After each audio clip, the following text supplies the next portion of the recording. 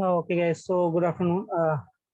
So yesterday, I think we have discussed about neural network. I think we are discussing about a neural network, and yesterday we have completed forward propagation as well as the backward propagation. Okay, so I think we have along with the mathematics. Okay, so we have completed the forward propagation, the complete mathematics we have covered yesterday, and even in a backward propagation also we have we have seen that how we can do our calculations, okay, with the chain rule of derivatives. Okay, so even we have understood that how this chain rule of derivative works. Okay, so before starting today's session, before writing today's agenda, so let me ask you guys. So I think you may have a recording of yesterday's session, and even I have shared my PDF with you. So is there anything you which you want to ask, or is there any a problem which you are facing? Okay, so any query from your side from yesterday's session?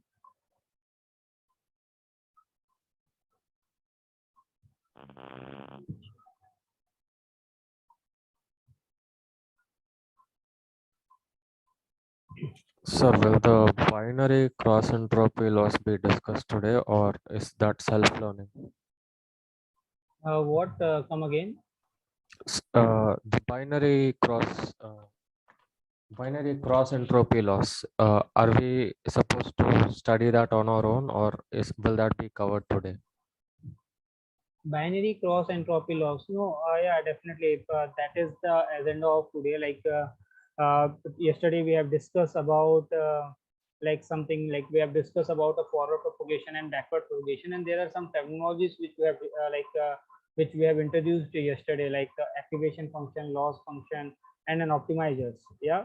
So today, we are going to discuss those things in a detail, like what are the activation functions and what are the different types of activation function. As I told you that there are so many activation functions, so maybe we have discussed we can discuss around 6 or 7 activation functions, the same for a loss function as well as for a optimizers. Okay, so we are going to discuss the activation functions, loss functions, and optimizers. So in the loss function, definitely I will tell you about the formula of for a loss function, a binary cross entropy as well as a categorical cross entropy. Okay.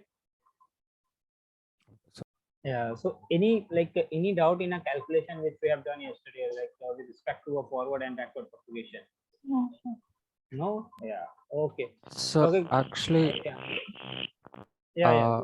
in the final output layer, do we again have activation function, or is it just in the hidden layers? No. Definitely. How without activation functions, how we are able to make a prediction? Okay. So just like to understand in a way, like activation function in the middle layer, it can be used for three purpose. It can be used for a normalization. It can be used for a regularization, and it can even use for the thing which we have learned yesterday with respect to a biological neuron, to activate our neuron. Okay, so it can be used for all of these three purposes. But in the output layer, definitely we are going to use an activation function to get a probability, to get a prediction. Okay, so suppose we have two classes, we have two different classes, in one class, or in one class we have images of cats, and in second class we have images of a dog. So for to make that prediction, we need to use in the output layer also we need to have some activation function. We need to have a sigmoid activation function. Okay, so sigmoid will tell you the probability. Okay, so sigmoid will tell you the probability. Okay, so probability for this image of being a cat, and the probability of this image being a dog. Okay, and whose probability is high, we can put that particular a data into that class. Okay, so activation function will be in the output layer also, and we have seen this thing yesterday. Okay, so if you remember about A1 and then after A2, so after okay, so in your circle there are two things. Okay, so one place we are doing a summation, and in the second place we are applying an activation function. So after applying an activation function only we are getting a result. Okay, Okay, sir. Okay. Yeah, so activation function is definitely we are using an activation function in the middle also and at the output layer also. Just today we are and that's why I am going to discuss this thing in a detail, because there are some activation functions which can be used, or which we always want to use in the middle layer, means in the hidden layer, and there are some activation functions which are strictly used only in the output layer. Okay, so that those are the things we are going to discuss with respect to the activation function. Same with the loss function and an optimizers. Okay, so these are the three things we are going to discuss today. First, our activation function, then loss functions. Guys, remember that neural network is not like suppose only for the classification task. It can be used for a regression task as well. Okay, so we are going to we are going to discuss both the things. We are going to discuss with respect to the regression task also, as well as for the classification task also. Okay, so that's why we are going to talk about mean squared error loss also, and as well as for like the binary cross entropy, which we have which I have introduced yesterday. Okay, so loss function and then optimizers. Okay, so let's start with the activation function, and even like we are going to see the case study also. Okay, so case study with a based on a digit recognizer. Okay, so optimizers, and then like we are going to discuss about a digit recognizer. So we are going to talk about this case study. Okay, so let's start with an activation function. Okay, guys. So yeah, as I told you that there are three things. There are three things which like maybe if you go onto the internet, or if you're trying to uh, go through the definition, maybe in any book, so you're able to find that people are trying to say that maybe activation function can be used to like activate our neurons, or maybe activate the the weights and inputs, and then we are able to get an output, or we are able to get we are able to extract some features maybe for the middle layer, and then for the output layer we are getting an output. Okay, so this this is one thing maybe you will get in on the internet. Then even as I told you even yesterday also that like with an activation function, so activation function can also be used for like normalization. Okay, so I think you guys must be aware about a normalization. Okay, so normalization help us to okay, so help us to scale the data into a certain scale. Okay, in certain range. Okay, so it enables us to scale all the data into a certain range. Okay, so it may be in between 0 to 1, it may be -1 to 1, it may be 0 to 100, or maybe 1 to 1000, it may be anything. But yeah, like all of my data will be in it will be in the same range. Okay, in a certain range. Okay, so that is what the meaning of a normalization. So even activation function can help us to achieve a normalization. And the third thing is okay, so this is this is not very often, but yeah, even this is also like a part of an activation function, that even there are some activation functions, or like at some places even function can help us to achieve a regularization. So I think I hope that you guys must be aware about a regularization. So regularization is nothing but it helps us to prevent overfitting. Okay, so yeah, can you guys just give me a quick definition that what do you understand by a overfitting?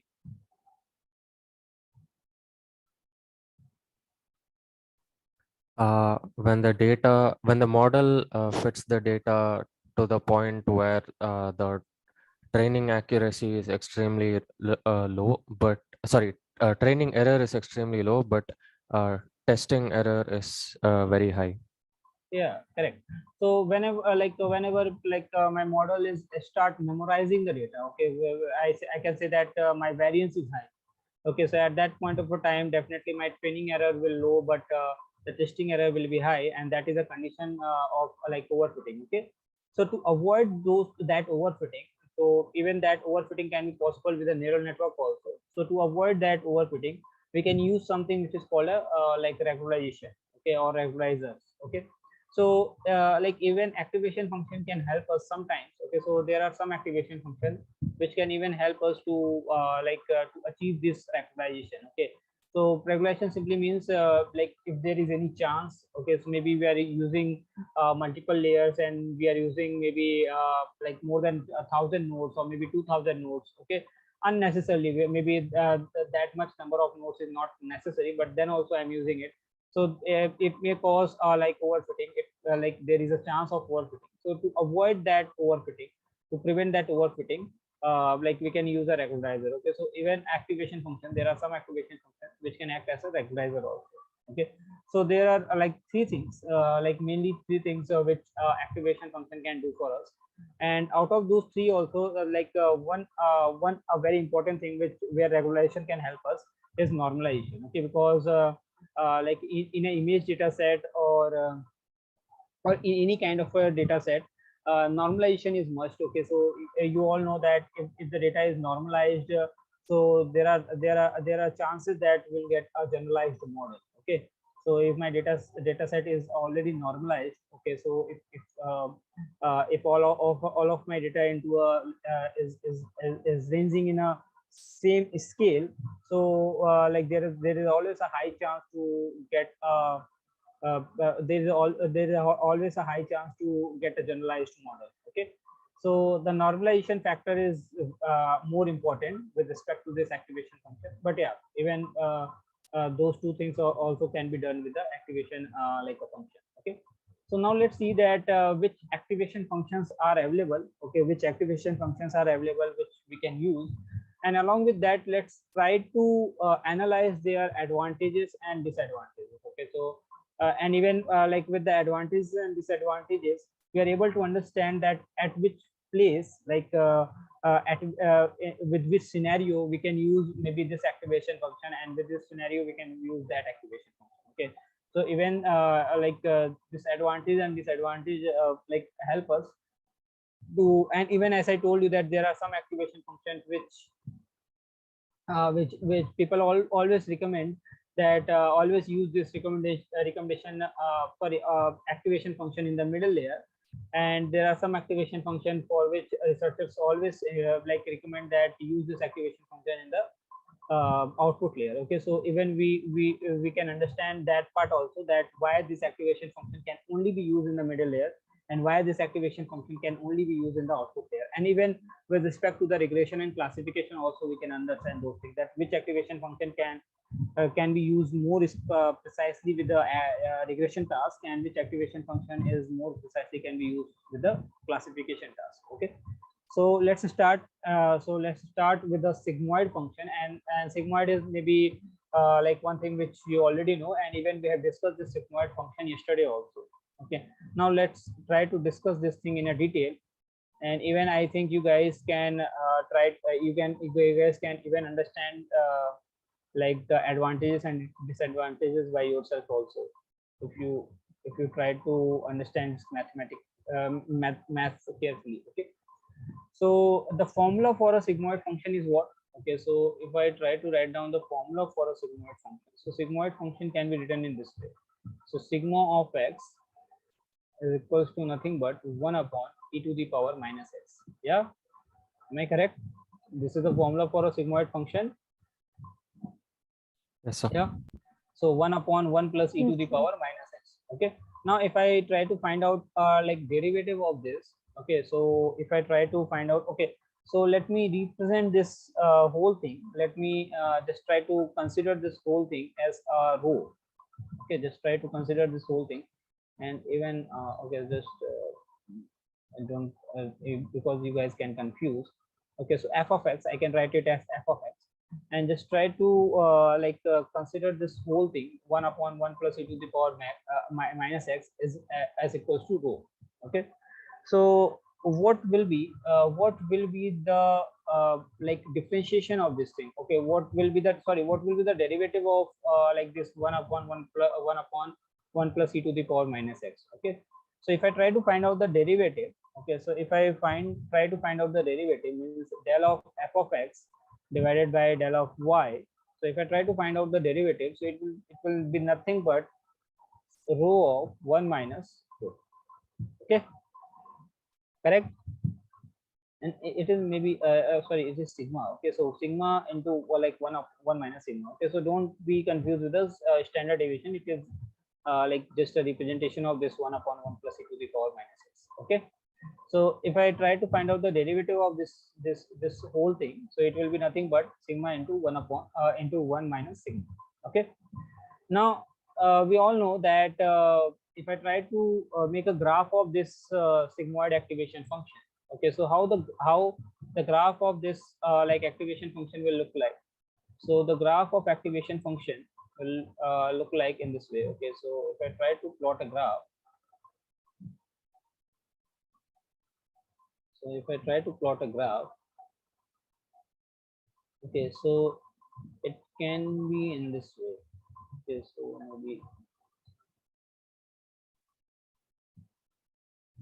yeah, correct. So this is a graph of a f of x, means the sigmoid function. Okay, and now if I draw a derivative of this, if I try to draw this like a derivative, so it will be nothing but a normal distribution, bell shaped curve. Okay, so you will get a bell shaped curve over here. So we will get a bell shaped curve over. So yeah, guys, this is like a graph. This is a graph for a sigmoid function. And now you can see that if I try to get with this, okay, and you know that the value of like a sigmoid activation function, okay, means the final value of this sigmoid activation function means the output will be in between 0 to 1. Okay, so we'll get an output in between 0 to 1. Now we can even like in many places, maybe you can see that the threshold value is 0.5, but it is up to you. Okay, so you can fix it on your own merits. Okay, so you can try to fix it at maybe 0.6 or 0.7, because like the value will be in between 0 to 1. So we always consider that if the value is maybe although this is a smooth curve, okay, so this is a very much smooth curve, so most of the time if my data set is maybe already normalized, or if there is no like a noise, so most of the time we'll get like a value very close to a 1 or maybe very close to 0. Okay, so if my model works well, okay, so if my model works well, so most of the time we'll get a value maybe very close to 1 or maybe very close to 0, 1 and 0. Okay, but it may happens that even we it is very much possible that we'll get a value as maybe 0.7 or maybe 0.45 or maybe 0.55. Okay, so for that purpose, if I want to have a very good model, if I want to have a very generalized model, so we can set our threshold value as 0.7 or even 0.8. Okay, and we can say that if the value is more than 0.8, then this instance can belong to a like class 1, all else it can belong to a class 0. Okay, so we can put like you can assume any threshold, or it may be like most of the time you know that even in most of the places people trying to take a threshold value is 0.5. Okay, so if the value is more than 0.5, so that instance belongs to a class 1, otherwise it belongs to a class 0. Okay, so like this is a advantage of this activation function, that we always get a very smooth curve. Okay, because here also you can see that even if after even if I like found a derivative, so we'll get a very smooth curve, we'll get this bell shaped curve. Okay, so we always get okay, so our object is to okay, so with this with this activation function, we want even we can use this activation function in the middle layer also. Okay, in the hidden layers. So in the hidden layers, it allow us to to normalize my data set. Okay, so all of my data will come into the like certain range, it will be in between 0 to 1. Okay, so no matter what kind of a data I'm passing, no matter what are the values I'm passing, all the values are will come in between 0 to 1. Okay, so this is one thing happen if I use a sigmoid function in a middle layer, means in the hidden layer, and if I use a sigmoid activation function in the last layer, in the output layer, so whatever the value I will get, whatever the value I will get like in between 0 to 1, that value will be considered as a probability. Okay, so this sigmoid function is is very useful at the time when it was introduced. Okay, around maybe 98 or maybe 95, because This is an activation function which can be used even in the middle layer, in the hidden layer, and even this can be used in the output layer, and both the place it works well. It will give you it always give you a very smooth curve, it always give you a very smooth graph. Okay, so this is the advantage. This is a very like one a very important thing with respect to this sigmoid activation function. Okay, and more importantly, as I said, that I can use this activation function in both the place. I can use it in the middle layer as well as in the output layer. Okay, so this is like advantage with respect to this activation function. Now come on to the disadvantage, come on to the drawbacks. Okay, so along with this like advantage, there are some drawbacks, there are some disadvantages with respect to this activation function. So the very first disadvantage is the this function is not a zero centered. Okay, so this function is not a zero centered. Okay, so what do you mean by a zero centered? Okay, so what do you mean by a zero centered? So zero centered means if my graph, okay, so if my graph passing in this way, okay, so maybe if it is passed through a origin, okay, so suppose if I have this kind of a graph, or if I have this kind of a curve, okay, so this is called a zero centric function. Okay, this is called a zero centric function. But since you can see that the sigmoid activation function, the sigmoid function is not a zero centric, means if I get any value negative, if I get any negative value, or maybe a value like lesser than zero, so I can try to make neglect that value. Okay, so suppose like in my data set, in my images, even we can have like a negative pixel also. Okay, so maybe there are like some values which may be a negative value. So it just I just try to neglect those values. Okay, so maybe that negative value or that negative input may have some information, but it tries to totally neglect that value. Okay, and the second important thing is like if my data set, if my function is not zero centered, so even we are not able to perform a standardization. Okay, so if I want to perform a standardization, suppose if I want that I want a perfect bell-shaped curve. I want that all like my mean will become a zero and standard deviation will become one. Then I won't perform that thing. Okay, so we are not able to perform that thing because this function is not zero centered. Okay, so this is the very first disadvantage with respect to this like sigmoid activation. Although this advantage, this point is not is not very much harmful, but yeah, although this is but yeah, this is also a kind of a disadvantage because it totally neglects the negative value, negative inputs which is having a negative value. Okay, then the second important drawback, the second important drawback is vanishing gradient. Okay, so I think tomorrow, sorry, yesterday I told you about this term. I took this name, vanishing gradient. Okay, so guys, this problem is very important. This problem is very important, and even this problem is very important to solve. Now, what do we mean by a vanishing gradient? Okay, so suppose like in place of like single layer, suppose we have a multiple layer, and we just increase the number of layers. Suppose we just increase the number, hypothetically we just increase the number of layer, maybe up to 3, 4, 5, or 6. Okay, up to maybe numbers which may not required. Okay, or maybe which is which is required, but what happens in a vanishing gradient? So if I increase the like number of layers, so after some layers, so there are some activation function where what happens, so after some layers, so maybe in the first layer my weights get updated. Okay, now what is the purpose of those layers? Okay, so maybe okay, so guys, just try to understand with this diagram. So yesterday we have understand the forward propagation, we talked about a forward propagation, and then we talk about a backward propagation.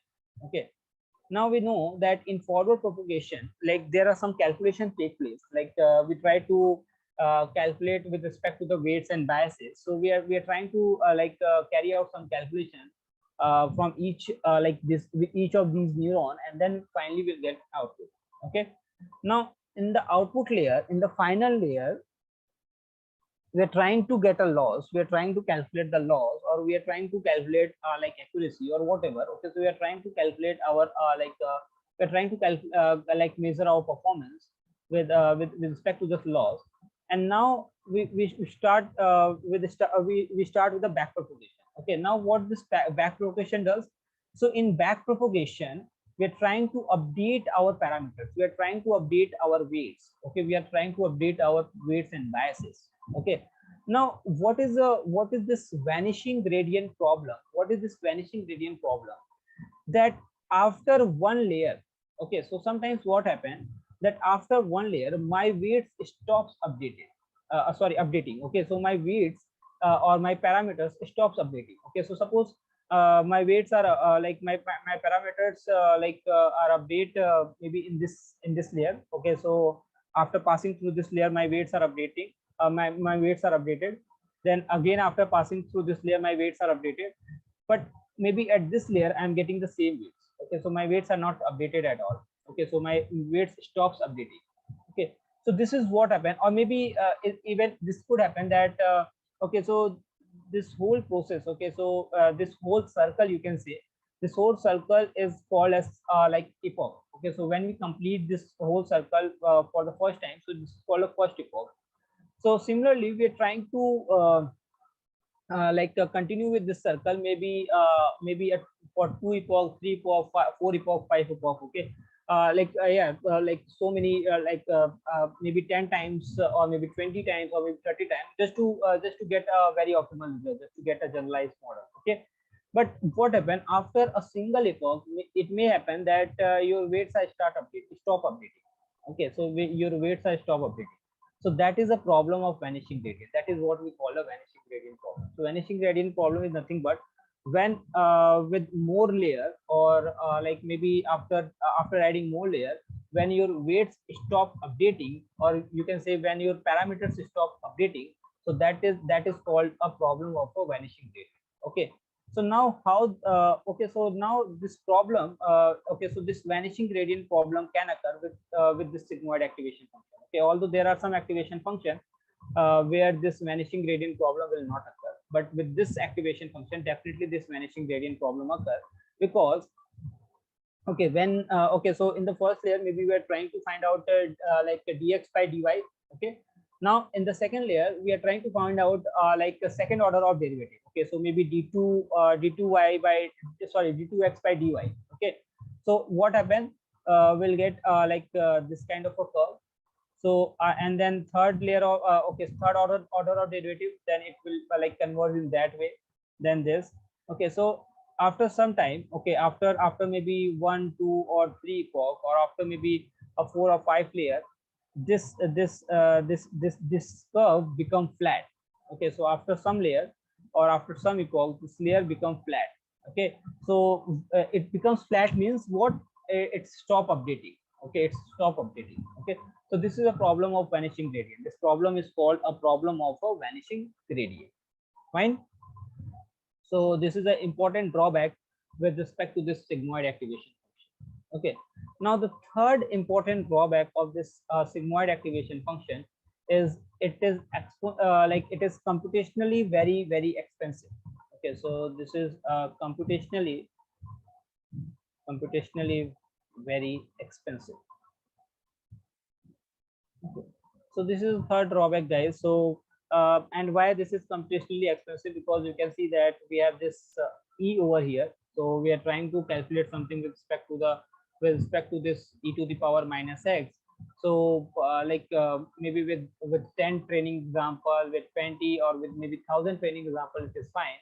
But if my training examples are more, if my if my data set is like heavy, suppose if we are having a high dimensional images to train, so definitely at that point of a time this will take a very long time, this will take a very large time to compute, and this will take a very long time to give me a result. Okay, so these are the three major disadvantages. First is the function is not a zero centric. Second is there's a problem of vanishing gradient. Okay, and the third important drawback is it is computationally very expensive. And even so because it is computationally expensive, so yeah, definitely it will be a time consuming. Okay, so it will be a time consuming like activation function. And because of the same reason, guys, okay, so like previously we don't have like so much activation function. Maybe before 2012 we don't have so many activation function. We just have maybe a sigmoid or 10s.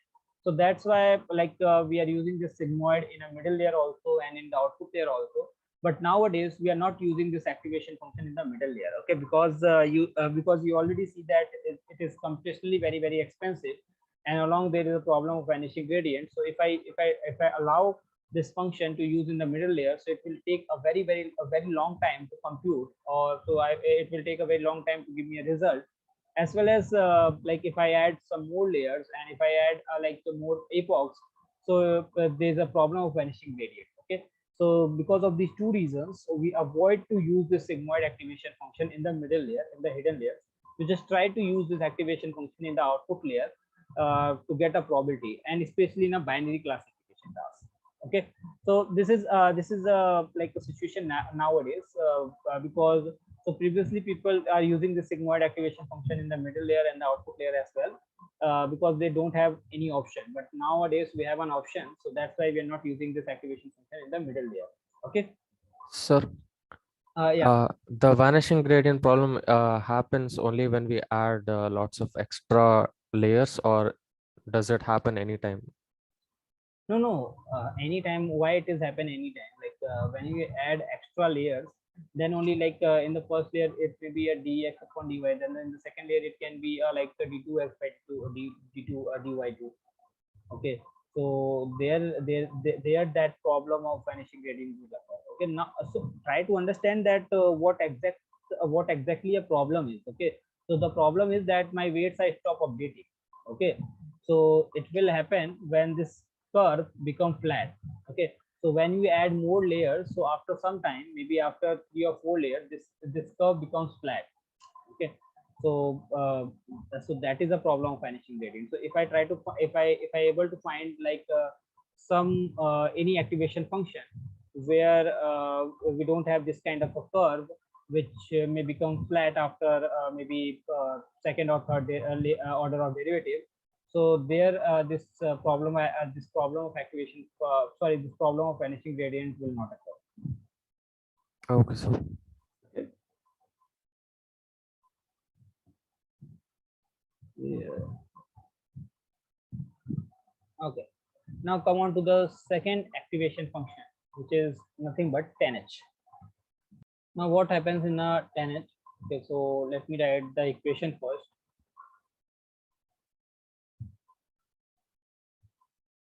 So e to the power x minus e to the power minus x divided by e to the power x plus e to the power minus x. So this is a 10h function. Okay, so now like what happens inside okay, so even you can assume that like the graph for this 10h function. So the graph for 10h function is in this way. So this is the graph for like 10h function, so means f of x. And if I try to draw the graph for f dash x, means a derivative of this function will be nothing but, so it again give you a normal distribution curve. Okay. So it will again give you like normal distribution, means a bell-shaped curve. So this is with respect to the f dash x. Okay. Now guys, so this function is not like this function is not having like so much of properties to explain, because we already understood like a lot of properties with respect to the activation function. Now you can clearly observe that what are the improvement which have been like done in this 10x activation functions, and like what are the things which are even like right now also is seen. Okay, so you can see that there is one improvement there, like you can clearly observe that there is one improvement. And what is that improvement, guys? it has And zero center. yeah, so this function is a zero centric. Okay, so this function is a zero centric. So even if in your data set, suppose if you have like any information, or like if you have a negative input, so that input will also be considered. Okay, because this function is a zero centric. First thing. Okay, so this is the first thing with respect to this 10h activation function. So most of the things are similar. Most of the things are similar because you can already see that even this is also having this exponential function. So and this derivative is also same. So most of the things are same. There is like just one improvement, that this function is zero centric. Again, with 10h activation function, there are two drawbacks. Okay, so there are again two drawbacks are there, and I hope that now you can assume that two drawbacks. Okay, so the first is so in this function also we have a again like a problem of vanishing gradient. So still we have a problem of vanishing gradient. Okay, so again we have a problem of vanishing gradient. And the second is so this function is also like computationally very expensive. Okay, so this is also like computationally very expensive, and even computationally very expensive as well. So yeah, so definitely relatively it is time consuming. Okay, so this is like with respect to the 10h activation function. So there is nothing more, or there is nothing much in 10h activation function. People just try to like improve. People just try to do some improvement with respect to the sigmoid activation function, and this and this is the improvement they have done. Okay, uh, last two things are same. Okay, so like two drawbacks are as it is. They have just like improved this thing. Okay, they make this function as zero centric. Okay, clear guys? Yes, sir. Okay, now come on to the very popular activation function. Now come on to the popular activation function, and now let's see that come on to that activation function which actually solve the problem of vanishing gradient. Because actually those two disadvantages, as I told you, that maybe zero centric is not a very bigger disadvantage, because and even if like when we start doing this thing in a practical, like when we start our practical session with respect to the a real world image, so you guys can think, okay, so maybe that zero centric problem is not very big, but these two problems, this vanishing gradient problem as well as this that function is computationally expensive. So these two problems is very important to address, because as we all know, already know that more and more data are generated like every day. Okay, so it means that if I want to build something with a real time with a real time data set, with a real life data set, so definitely that data like set can be like very high, can be very huge. Okay, so suppose if you take any picture from your mobile. Okay, so definitely that picture, the size of that image will be in maybe it may be in 200 MB or 300 MB. Okay, so it can be large. Okay, so it can be very large. Okay, high dimensional pictures are produced nowadays. Okay, so we can't go with the activation function which is computationally very expensive. Okay, so definitely even the 10h activation function can be used in the middle layer, but we can't use that activation function which is computationally very expensive. Okay, if I allow to use a multi-layer perceptron, if I allow to use like multiple layers in the middle. Now the second important thing is a vanishing gradient problem. So suppose if my data set is large, so it like it is quite often that we need to use maybe a multiple layers, or maybe like more layers to extract information, to extract the information from that particular image or from that particular data set. Okay, so definitely it may possible that we need to add like more and more layers.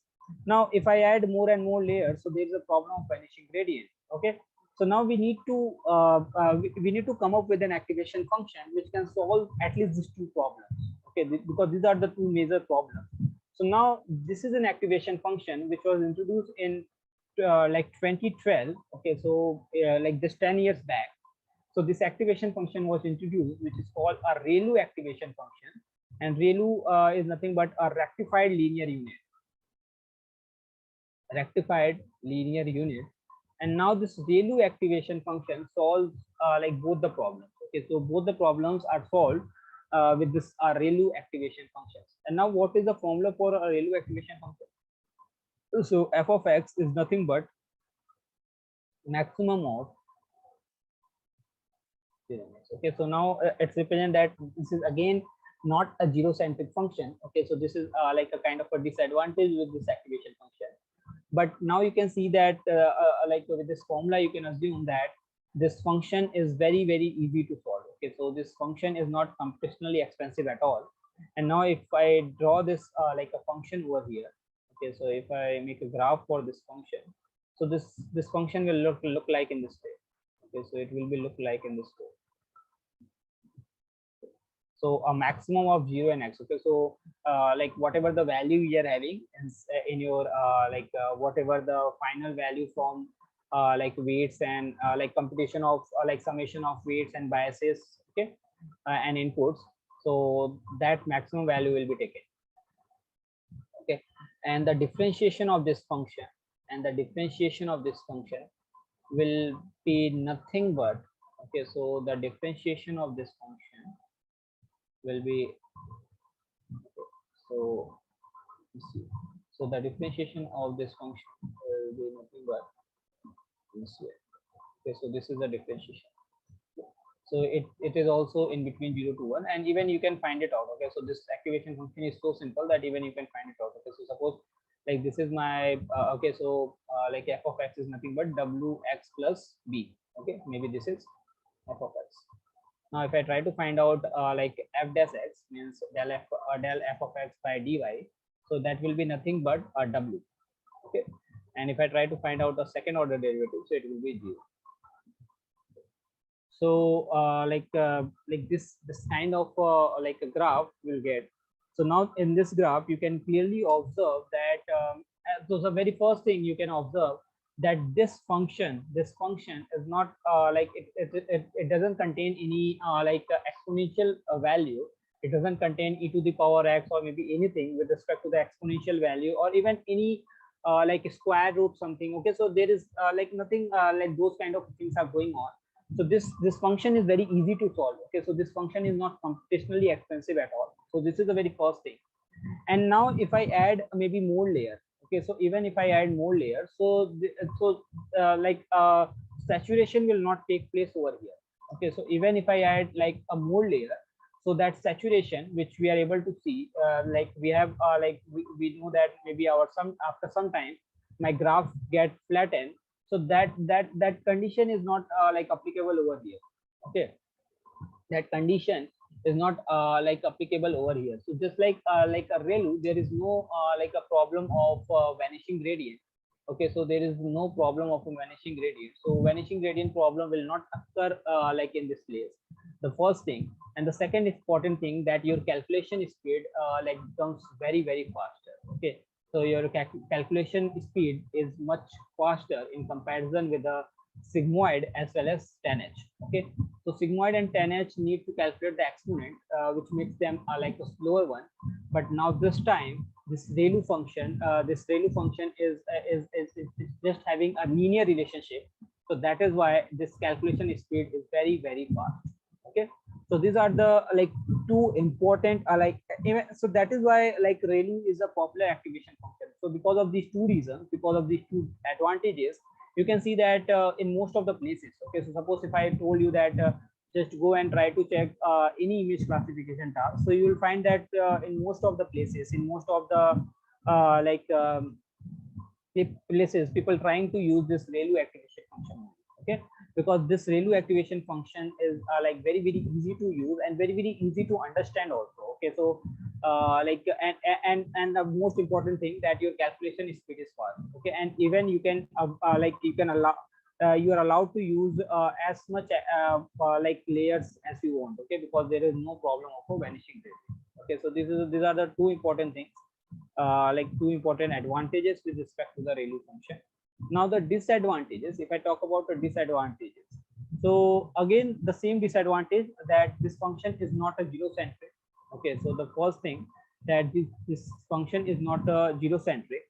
And again the same thing happen, like if my input is negative. Okay, so if my input is negative, so it will not neglect that like input, but like even I can say that, yeah, even the ReLU trying to neglect that negative value, because negative input, because it makes it zero. Okay, so suppose if I have two values over here, if I have if my input will be in this way, So it may be like minus 0.01, then 0.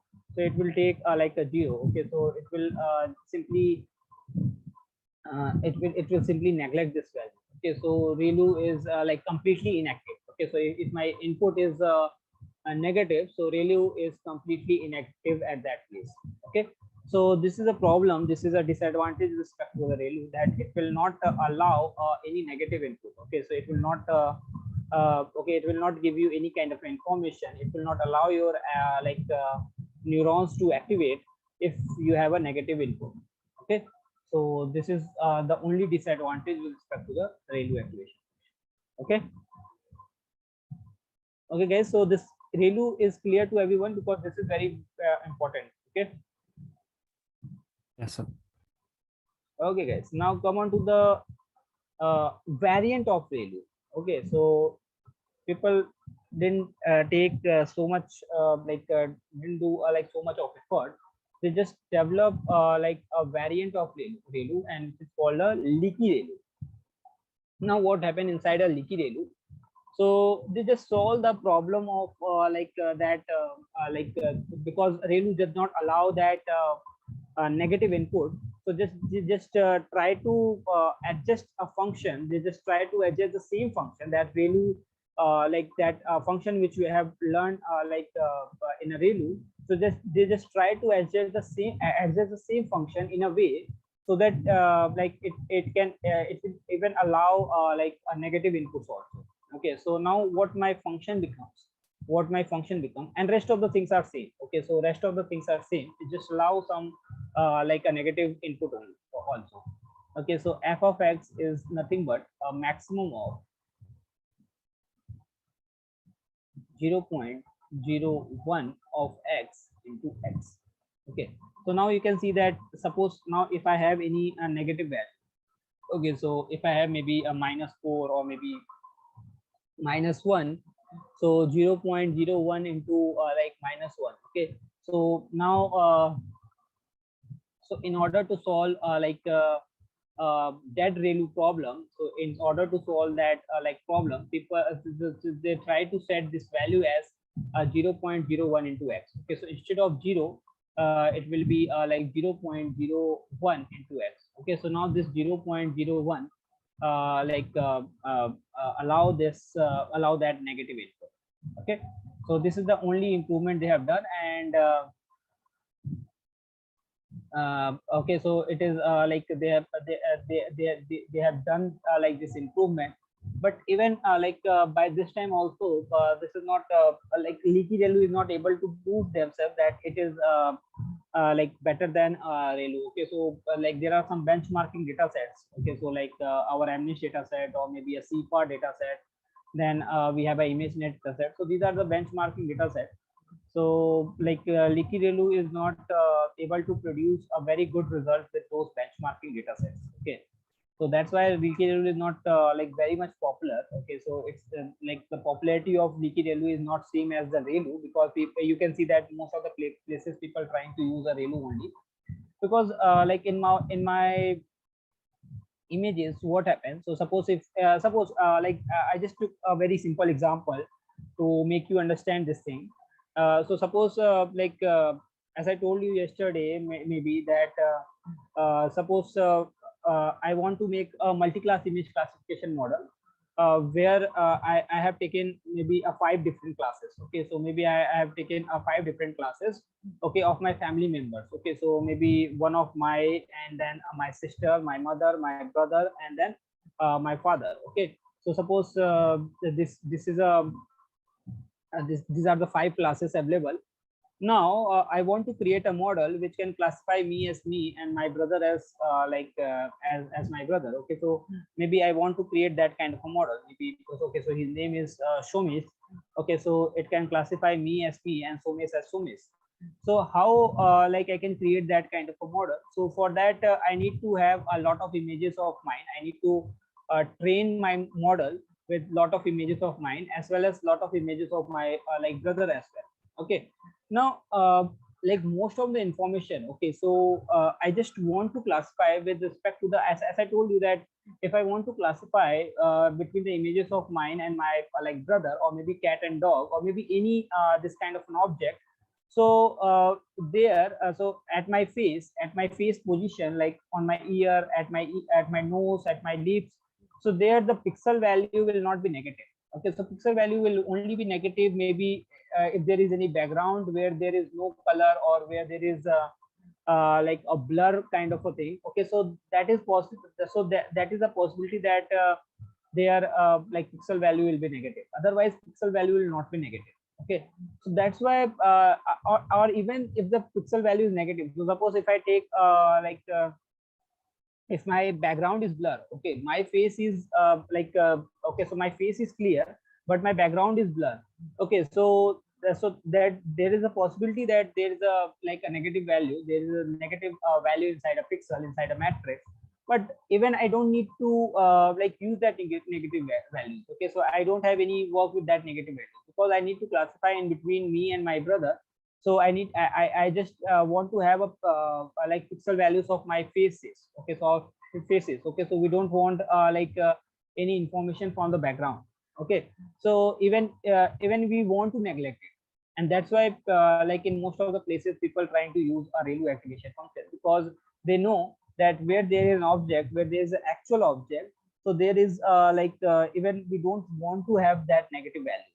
Okay, so so leaky ReLU can be useful, and leaky ReLU can be more prominent at a place where we want that a background image, or that like blurry image. Even we want to consider that blurry image, or that blur part, or that background part also.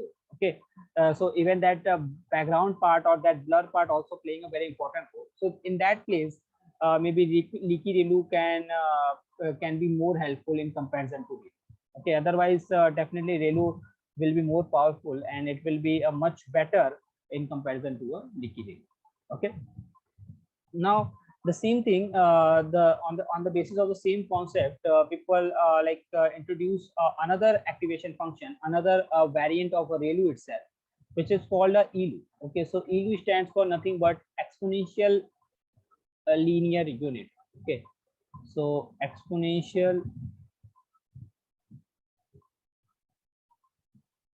linear unit. So this is again like one function, guys. Now what happened with respect to this function? So this function is nothing but like x. Okay, so if my input is 0, sorry, if my input is greater than 0, and it will be alpha of e to the power x minus 1. Otherwise, means if it is lesser than 0 or maybe equals to 0, so in that condition.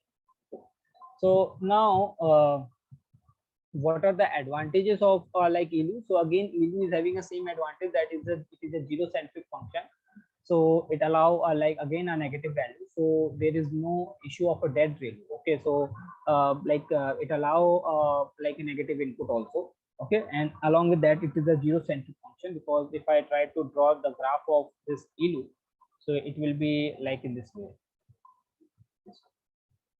So it is a zero centric function, but there's a small problem with respect to this exponential linear unit. So even like suppose, okay, so if my input is greater than 0, so it is nothing but a ReLU itself. Okay, so if my input is greater than 0, so it is ReLU itself. But if my input is lesser than 0, so even though I can compute that negative value, I can allow that negative value, but again it will be computationally expensive. Okay, so again it will be a computationally expensive. Okay, so although theoretically it is better than ReLU, so theoretically I can say like it is better than ReLU.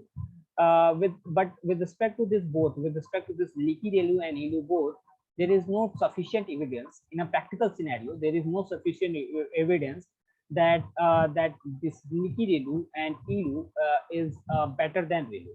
Okay, so we don't have that kind of a sufficient evidence, right, till now. Okay, although theoretically I can say, okay, because both of these variants of ReLU allow allow a negative input also.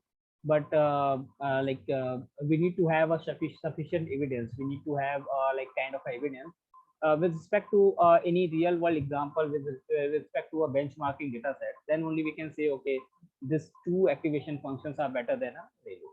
Okay, although theoretically, if I talk like in a theoretical way, so yeah, I can say that these two activation function may be better, may work better than the value.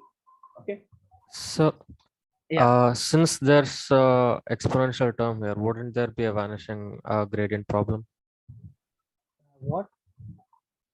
Sir, wouldn't there be a vanishing gradient problem since there's a e to the power x term here? A vanishing gradient problem? No, actually, okay, so that's what I am seeing, that in case of in case of if your input is greater than zero. Okay, so if you're greater than zero, so it is like ReLU itself. Yeah, it is a ReLU itself.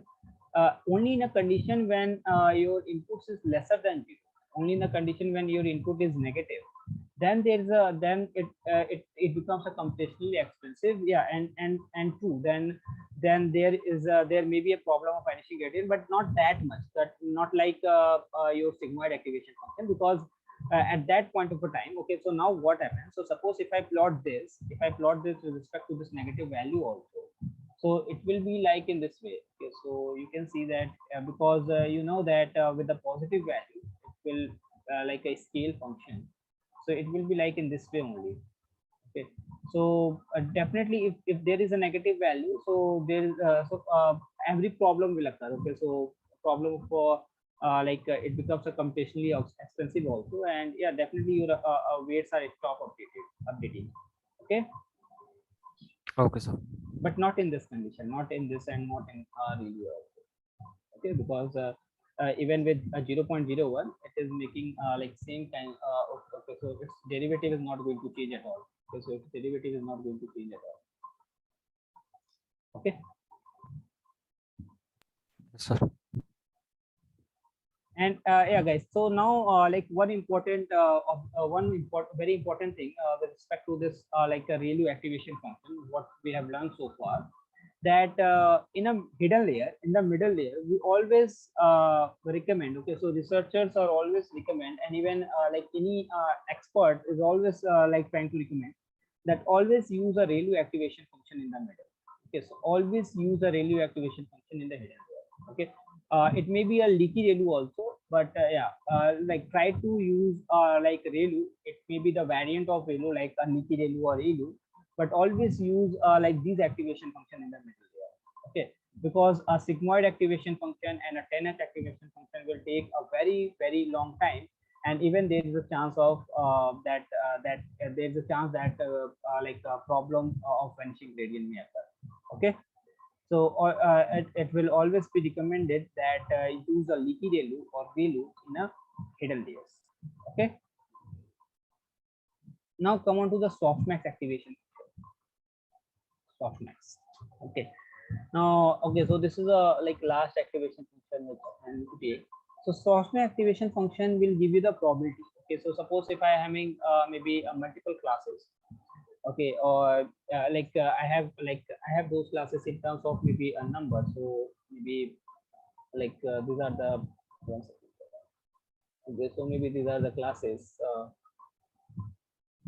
uh, as like one, two, or maybe three, four. Okay, so these are the like four classes, or maybe eight. Right now, what is the sigmoid activation function? How I can calculate the sigmoid activation?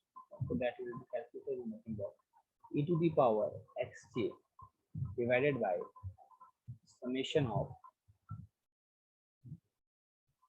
I equals to 1 to k e to the power. So now if I want to calculate the maybe probability of maybe 1, it will be nothing but e to the power 1 divided by e to the power 1 plus e to the power 2 plus e to the power 3 plus e to the power 4 plus e to the power 8. Similarly, if I want to find out like any if I want to find out the probability of any class. Okay, so as I told you that you can consider this thing as a class. Okay, so It can be this is a class 1, then class 2, then class 3, then class 4, and then class 8. Okay, so software activation function will give you the probability of each class. Okay, so software activation function will help us to get the probability of each class. Okay, and now the probability okay, so now if the probability okay, so which is the class which is having a highest probability, so I can simply I can simply say that this particular instance or this particular input belongs to maybe that class. Okay, the class with the highest probability. Okay, so this is what happened in a softmax. Now I think guys, you can relate this thing that a software activation function can be used in a multi-class classification. Okay, so software activation function can be used in a multi-class classification. So it is like software activation function can only use in the output layer. Okay, so it is not used in the middle layer. Okay, because it will not help with anything in the middle layer or in the hidden layer. So software, we can use the software activation function in the output layer only. And in a case where we have a multi-class classification task, okay, in a case where we may have multiple classes, like maybe we are having 10 different classes. Okay, just like in case of a digit recognizer, we have 10 different digits. Okay, so at that so in this condition we need to use a software activation function, because sigmoid will not help you at that time. Okay, so now guys, this is very much clear that in a hidden layer, okay, in a hidden layer we always try to use maybe a ReLU activation function, leaky ReLU, or maybe ELU. Okay, and in the output layer, we can use sigmoid. Okay, so sigmoid can be used only in a place where we have a binary classification task, or we can use a softmax. Okay, but softmax can be used at both the place. Okay, so even if you have a binary classification task, so at that time also we can use a softmax.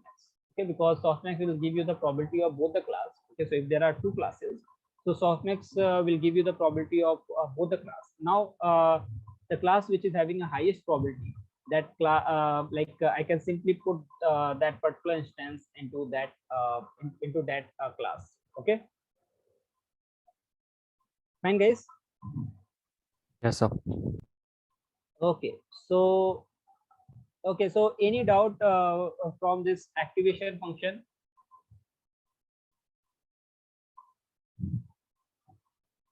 No, sir. Okay, done till here. Now come on to the loss function. Loss function. Okay, so before starting a loss function, guys, just give me 2 minutes of time. I just drink some water and I will come back. Okay.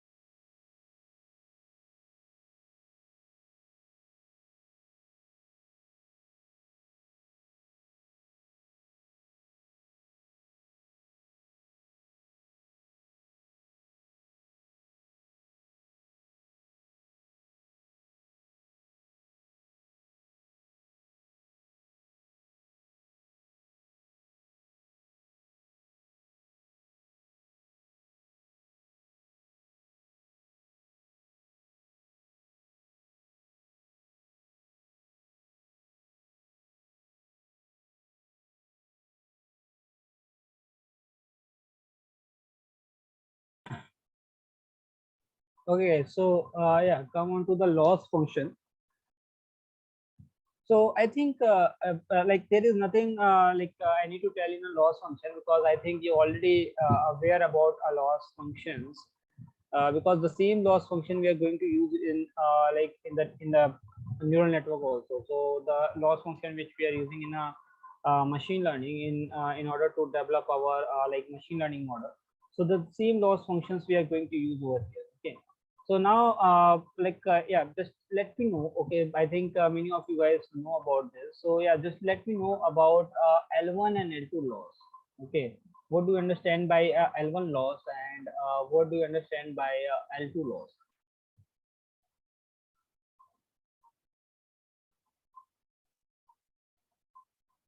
Sir, we have only heard of L1 and L2 regularization. No, okay, I think you're not able to relate that. Okay, so maybe you heard about definitely not regularizer. Before regularizer, you definitely do this thing with respect to a loss, because without getting a loss, you are not able to get into the regularizer. Okay, so yeah, let me take another term. Okay, so what do you understand by a mean absolute error and a mean squared error?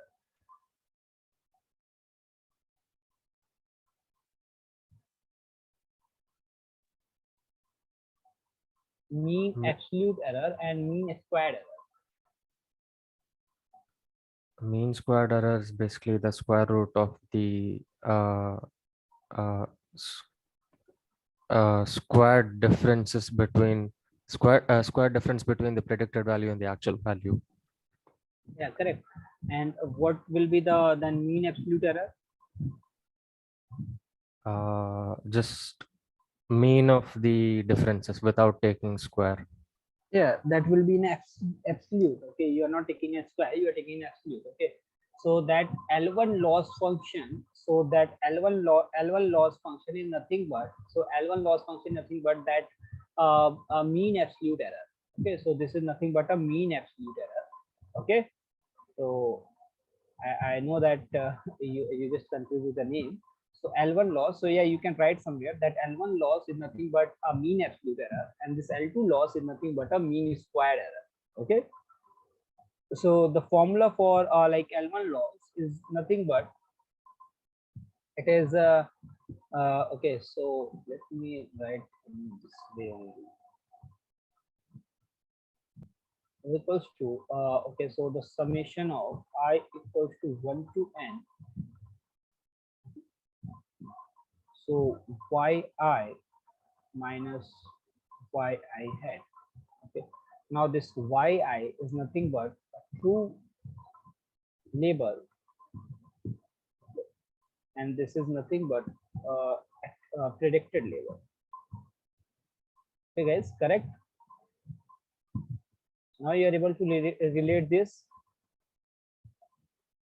Yes, sir. Okay, and my L2 loss will be nothing but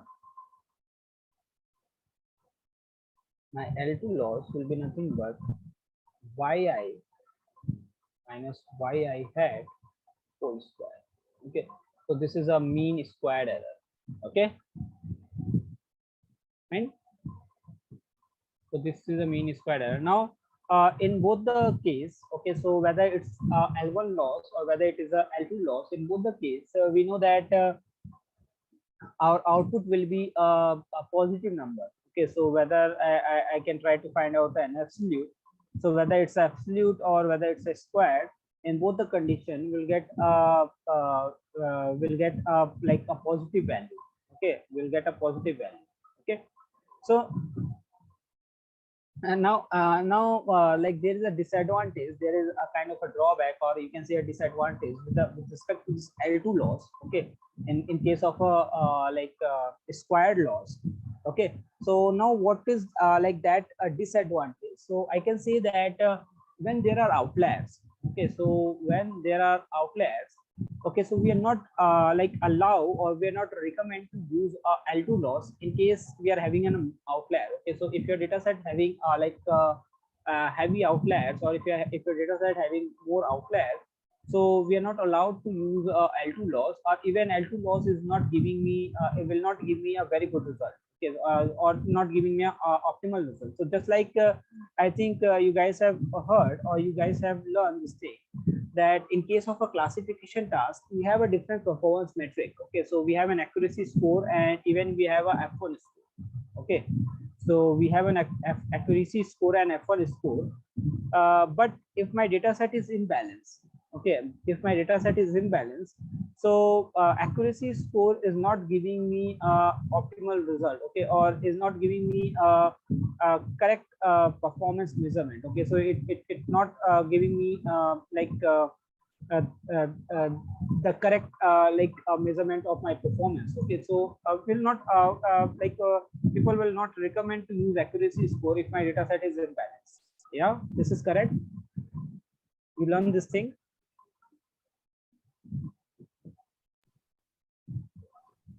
No, sir. Okay. uh, okay, so okay, just clear me with this. So whether just tell me that do you understand that what is like data imbalancement, like when I can say that my data set is imbalanced? Yes, sir. We know what that is.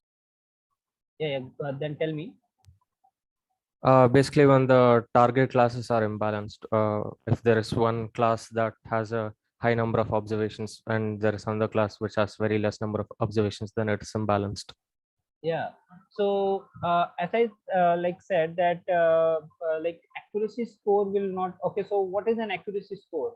It is a kind of a performance metric, yeah, evaluation metric, which tells me that how my model is performing. Yes. Yes, sir. So I told that in case of imbalanced data set, if I use an accuracy score, so it gives me a false sense of information. Okay, now how I am able to say this thing? So just try to find it out. So suppose if one of your data set is having like around 99% of instance belonging to one class, and just 1% of instance belonging to another class. Okay, so that is a scenario where data set is imbalanced. Yeah. Yes, sir. Okay, so now let's try to understand in this way. So suppose we just try to like perform our train and test split. Suppose we have total we have 500 values. We have just like 500 rows. Out of 500 rows, 493 rows or maybe a 490 rows belonging to one class, and just 10 rows belonging to another class. Okay, so if I try to split it maybe in 70-30 ratio, so it may possible that or maybe 80-20 ratio. So 420 values go into a trained data set, and 80 rows or 80 examples in a test data set. Yeah. Now in a trained data set, if I train my model, and suppose my model is not able to generalize the pattern where the instance belonging to maybe another class. Okay, so maybe there is a scenario where for this class 0 we have like 490 instances, and for this we have just 10 instances. Now when we split it, so maybe in a training set we have 420 values, and out of this 420 values, 415 values belongs to like one class, and just 5 values belongs to another class. Okay, now Yes, if sir. I try to perform any model, if I train any machine learning classifier, maybe decision tree or anything, so my model, it may possible that my model is not able to understand this feature. Okay, because it is having just 5 information, it is having just 5 examples. So it may possible that my model is not able to understand this. Okay, it is not able to understand like this feature. So my model is able to train only on this data set. Okay, but Yes. if I find an accuracy, and I'm talking about a test accuracy, I'm not talking about a training accuracy. Okay, so suppose if I try to find out the test accuracy, so in a test data set we have like in total 80 values. Okay, out of 80 values, I think 75 belonging to a one class, and 5 belonging to another class. Yeah. Yes, sir. Okay. So now if I try to find out an accuracy, and since my data set is perfectly trained on this features, Okay, it just neglects this feature, but it is able to train on this feature. So when I try to find out an accuracy, so what will be my accuracy? So suppose if I predict only this much class correct, okay, so suppose if I predict okay, where suppose if I'm not able to correct any of this class, if I'm not able to predict correctly any of this class, then also my accuracy will be what? My accuracy will be 75 upon 80 into 100, which is equals to around maybe a 95%, yeah, or 96%, 97%. Yes. Yes, sir. So my accuracy is 95%, but I know that my model is not able to is not able to generalize the second class. Okay, it is not able to generalize the feature of the second class. Okay, then also my accuracy is like 95%. So that's why it is also always recommend that we should not use an accuracy score in case where my data set is imbalanced. Okay, because it is giving me a false sense of information. So like we always say that if my accuracy score is high, it means that my model performs better. Okay, it means my model performance is excellent. Okay, but in this condition I can't say that statement. Okay, that statement is complete, it becomes false. Yes. Yes, sir. Got it. Got it. So guys, this is what happened. Like this is a kind of a thing like happened with terms of a classification task. Now in a regression task also, so suppose if my data set contains an outlier. Okay, so if my data set contains more and more outliers, so in that condition, if I try to find out like this, okay, now just try to relate this thing. So in this condition, if I'm having more and more outliers, so by squaring that value, by squaring this value, it will become more large. Yeah. So even my loss may be very small. It may possible that my loss is very small, but because we are having more and more outlier, so when we do this like this calculation, when we do this square, okay, so because we are having an outlier, so it is giving me a wrong, a false sense of information. Okay, so we want this value should be minimum, we want this value should be minimum, but now this give me a false sense of information. So even my model is correct, even my model is good, but the value of loss will be high. Yeah. Yes, sir. Okay, because we are squaring it, and we are squaring with with the outlier. Okay, so since we are squaring it, and this is about a regression task, you know that this can be applied only with respect to a regression task, not with a classification task. So you know that we are trying to predict a number. So it may possible that whatever the value you have predicted, so that value is fine, that value is maybe fine, but since you are along with that value, your actual output, whatever the actual label is, so that may be an outlier. Okay, so this distance will increase. Okay, this distance will unnecessarily increase. Okay, so it is giving me a false sense of information, whether but at the same time this is giving me a true sense of information, because we know that this is just an absolute value. Okay, so it will not like increase. Okay, so it will not increase very much. Yeah. So suppose here if we are having maybe a value as 10, so if I squaring it, so it will become 100, but at this place it is not possible. It is 10 as like, and we always want that our loss should be very close to 0. Okay, so it is giving me a true sense of information, but it is giving me a false sense of information. Okay. Yes, sir. So yeah guys, so this is like with respect to L1 and L2 loss function. Now another loss function is nothing but we have a Hubble loss. Okay, so Hubble loss is nothing but like whatever the disadvantage or whatever the drawback I have told with respect to the L1 and L2 loss, that disadvantage or that drawback can cover, or it can be like you can say that we have done that improvement in a Hubble loss. Okay, now what we have done in a Hubble loss, so let's see. So we are having this function, we are having this function. So it can be represented in this way. So 1 upon 2 y minus y hat whole square. So even if it is a square, but like for y minus y hat lesser than or equals to delta. Okay, so we introduce this term or like a delta over here. Okay, so with this like a delta, otherwise. So what happened, guys? So suppose if my delta is 1, okay, so you can take any value of delta. So whatever the disadvantage we have discussed in this L2 norm, that disadvantage will like cover. Okay, so we're trying to overcome that disadvantage, or we're trying to overcome that disadvantage in Hubble loss. Okay, after squaring it. Okay, so even after squaring it, that thing will not happen in a Hubble loss, because we give a constant over here. Okay, we give this condition over here. Okay, and that condition is nothing but we are using a delta. Okay, so delta is nothing but it's a hyperparameter value. So it can be anything. It can be like a 1, it can be 2. So if my value, if my loss, okay, so suppose if this loss, okay, now this is a absolute error. So if this loss is maybe okay, so suppose if I take my delta as 1, okay, so if this loss is lesser than 1, maybe a 0.5, then it is fine, then it's completely fine, and even we don't have any objection with this. But suppose as I told you that this is a square value, so it may possible that because of an outlier will get a very high value. Okay, so now this value, this 100 is what, this 100 is lesser than lesser than or equals to 1, so this condition is false.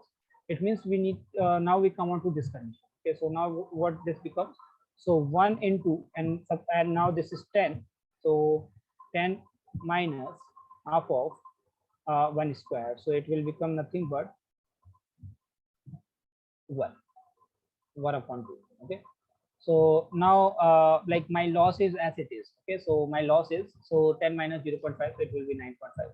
So my loss is as it is. Okay, so previously what happened, if my actual loss is 10, it will become 100, but now this will nothing but a 9.5%. Okay, so this is what we are trying to do in case of a Hubble loss. Okay, so it just try to we are just trying to overcome with the disadvantage of simple L2 loss. Okay, Yes, sir. fine guys, now come on to the last loss function. So there are two variants of this. So it is called a cross entropy loss.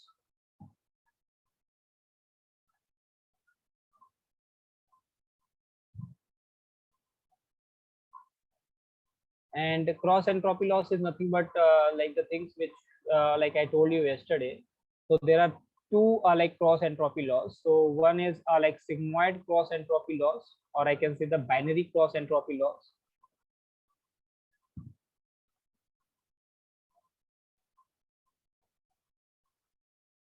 Okay, and now you know that this we can use only in case we have a binary classification task. Okay, and the second one is nothing but a softmax cross entropy loss.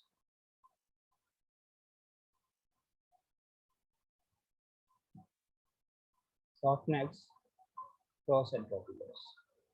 Okay, so now I think this idea is very much clear. Okay, so binary, we can also call it as a binary, so don't be confused if anywhere you see a binary, and this is also called as a categorical. Okay, so don't be confused if you see anywhere as a categorical. Okay, so we can use both the term. Okay, so we can use like a sigmoid for a binary, and we can use like a softmax for a categorical or a multi class.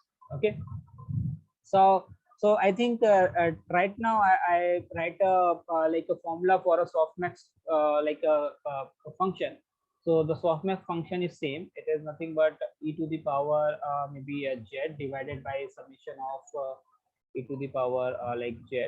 Okay, so this is not going to change at all. Okay, this is not going to change at all.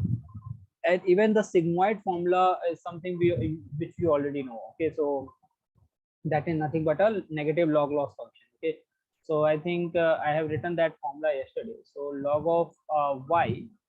Okay, so this is nothing but like this formula is nothing but f of x is equals to minus y log of y hat, and if this is minus, okay, so and then 1 minus y log of 1 minus y.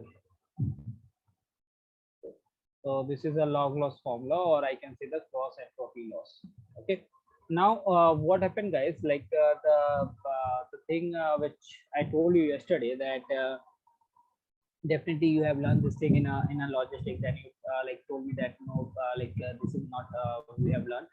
So like this is with respect to a gradient descent. Okay, so I think I told you about the gradient descent where we are trying to come in this way. Okay, so we are somewhere over here and we are trying to come in this way. Okay, we are trying to reach over here.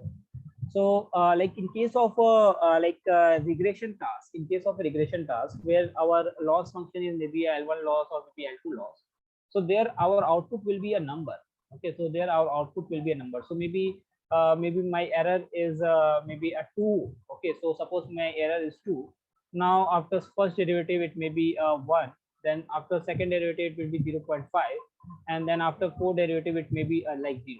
Okay, so my derivative will become a 0. Okay, so finally I just come on to this position, this global minima I am able to achieve.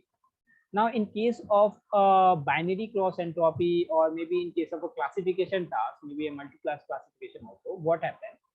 So suppose if I try to find out this thing with respect to like y minus y hat, so it is not possible like over here. Okay, because we'll get a lot of local minimas. Okay, local minimas means my graph will not like a convex in this way. Okay, so I will not get like a convex graph. I will get like this kind of a graph, because uh, if I talk about an output, if I talk about an output, so my output can be 1 or it can be 0 only. Okay, so there are just two possibilities, it can be 1 and it can be 0. So suppose if I get like a 0, so yeah, that will be my minima. Okay, again when I get a 0 it will be a minima, again I get a 0 it will be a minima, again I get a 0 it will be a minima. Okay, so I can't apply the same formula over here, because in that way I will get a lot of local minimas over here also. Okay, I will get a lot of local minima, because y minus, suppose y hat, so y hat may be I know that my output can be 0 and 1 only, so it may be a 1. So suppose if it is 1, then my output will be 0. So this is my local minima. Then in the next condition again it will be a local minima. So it is not like gradually decrease in this way. Okay, so that is not I can apply in a classification task. So with a classification task I can't apply the same function, I can't apply that same L1 and L2 loss. Okay, so that's why you are using this loss function, because so with this loss function what we are able to achieve, we are able to achieve this convex graph. Okay, we are able to achieve this convex graph. How is it possible? So like what is the formula over here? So minus y log of y. So suppose if my say for class 0. Okay, so it may be like suppose my class 0 and it may be my class 1. Okay, so suppose if my data belongs to class 0, so in that condition, so suppose just take it, so in that condition, so suppose if my data set belongs to class 0, so what happens? So this whole thing becomes a 0. Yeah, if my class is 0, so this whole thing becomes a 0. Correct, guys? Yes, sir. Okay, and then we'll get just a log of we'll just get like this log. Okay, we'll just get this log. Yes, because if my class is 0, so it will be like a 0, and 0 multiplied by anything will be 0. 1 minus 0 is like 1. Okay, 1 minus 0 is 1, and 1 minus like it may be a predicted something. Okay, so maybe a probability of like a probability, so it can be a 0. Maybe 4 or 0.3. So log of 1 minus 0.3 maybe, or 0.2, anything. Okay, it can be anything, it can be any like a probability value. Okay, so this is my output. Okay, this is my output. So with this output we'll get like a graph. Okay, so now if I try to decrease it, because suppose if this value is very close to 0.5. Okay, so if this value is 0, suppose if so, what is my agenda? So my agenda is to if I want this value should be very close to 0. Okay, because if I'm looking for a zeroth class, so my agenda that it should be very close to 0. And if it is very close to 0, I will get this kind of a curve. Okay, I will get this kind of a curve only with this side. Okay, similarly for class 1, what happened? So if my class is like if my data set belongs to class 1, so I just have log of y hat, because this side we have a 0. 1 minus 1 it becomes a 0, and rest of the things also become 0. So I will get like some value from this side, from this side. So finally we'll get a convex curve. Okay, finally. Oh, sorry. This 1 minus 0 is started from this side, and this y hat is started from this side. Overall, we'll get this kind of a curve. Okay. So this is like an objective. So this is an objective for us, that we always want a convex curve. Okay, and that is what we are able to achieve with this function, with this log loss function. Okay, so although guys, don't worry about this thing. So suppose if this mathematics or this thing is not like something you are not able to understand, so like maybe you can understand it like maybe from notes. Although this thing, this particular logic is not important with respect to like this mathematic is not like important with respect to this loss function, because like for now you only need to understand like okay, with a binary classification we need to use this loss function, and with a multi-class classification we need to use this classification. And you know why? Because a sigmoid can have can carry out only with the binary class. Okay, and like softmax can give me a probability of each class. Okay, so it will give me a probability of just one class, and if I want to find out the probability of another class, so that will be nothing but 1 minus probability of the first class. So that's why it can be used only in a binary classification task, but it can be used a multi-class classification task because it will give me the probability of each class. Okay, so this is the only thing which you need to remember from here. Okay. Yes, sir. Okay, guys. So yeah, these are the loss functions. So just remember that like we have three loss functions: loss entropy loss, Hubbard loss, and L1 and L2 loss. Okay. So these are the three main loss functions are available. Now come on to the last topic, last theoretical topic with respect to this neural network, and that is nothing but optimizers.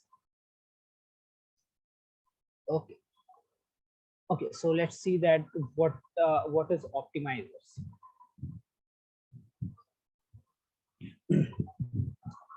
Okay, so optimizers are nothing but like as I told you yesterday, that optimizers are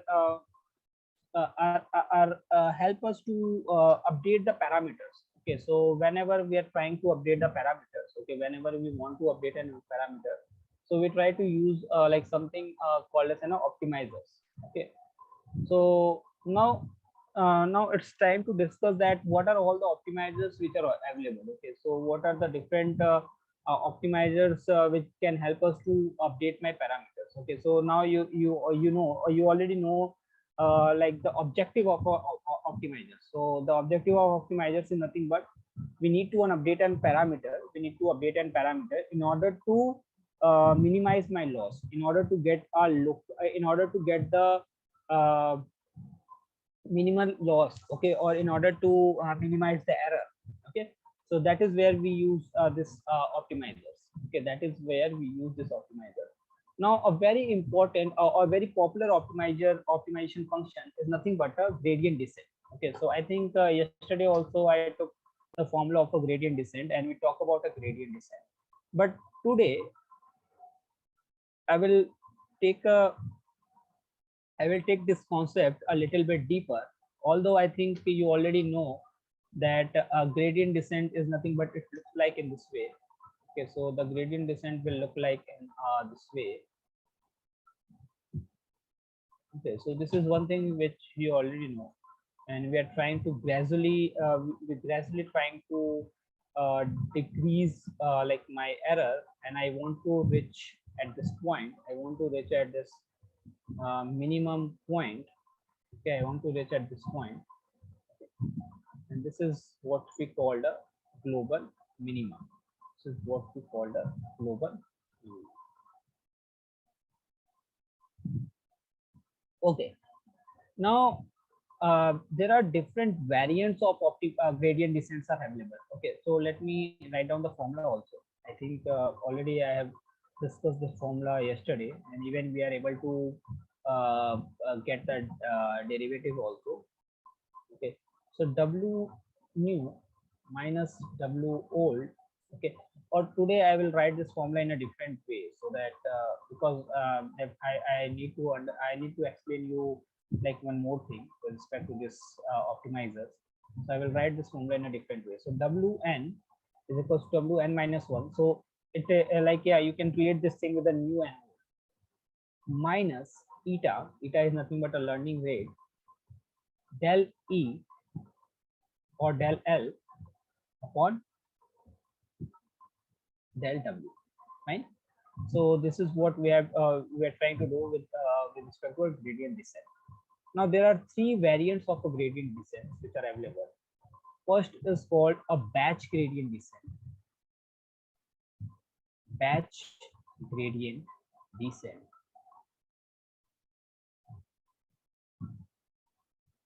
The second one is called stochastic gradient descent.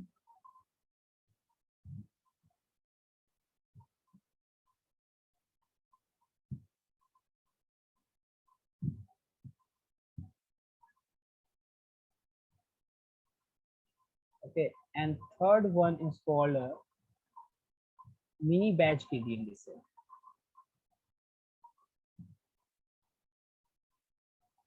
Okay, now let's try to like understand that what are the like advantages and disadvantages with respect to this optimizers, and even this, like, let's try to find out the differences between like this gradient descents. Okay, now what do you mean by okay, BGD? Okay, so a batch gradient descent, then HGD, and then MBGD. Okay, so now let's start with the batch gradient descent, BGD. So like guys, what happened in a BGD? So BGD gives a very clear vision that just try to pass all of our data set. Okay, so suppose we have like around 1000 rows, okay, or maybe we have 10,000 rows.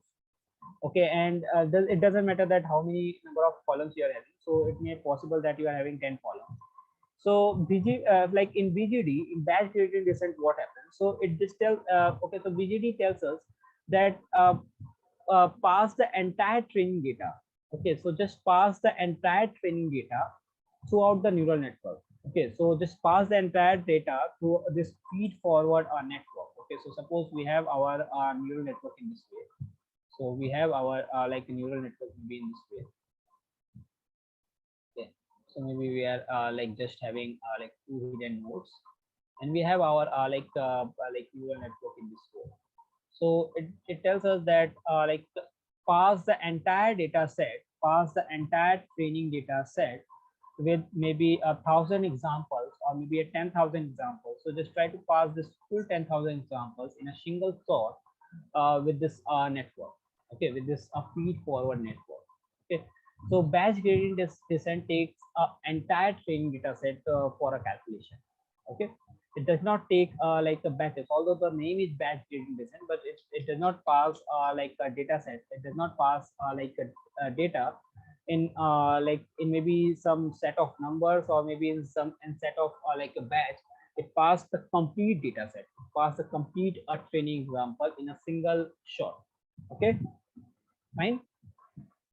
So this is what happened in a batch gradient descent. And since and since it is it passing the complete data set, it's passing the entire training set in a single shot. So that's why batch gradient descent is having this convex curve. Okay, so it converts this convergence give me a global minima. Okay, it is not giving me a local minima. Okay, so this give me a perfect convex curve. This give me a perfect convex curve, and we are able to achieve like global minima over here. Okay, we are able to achieve a global minima over here. Fine.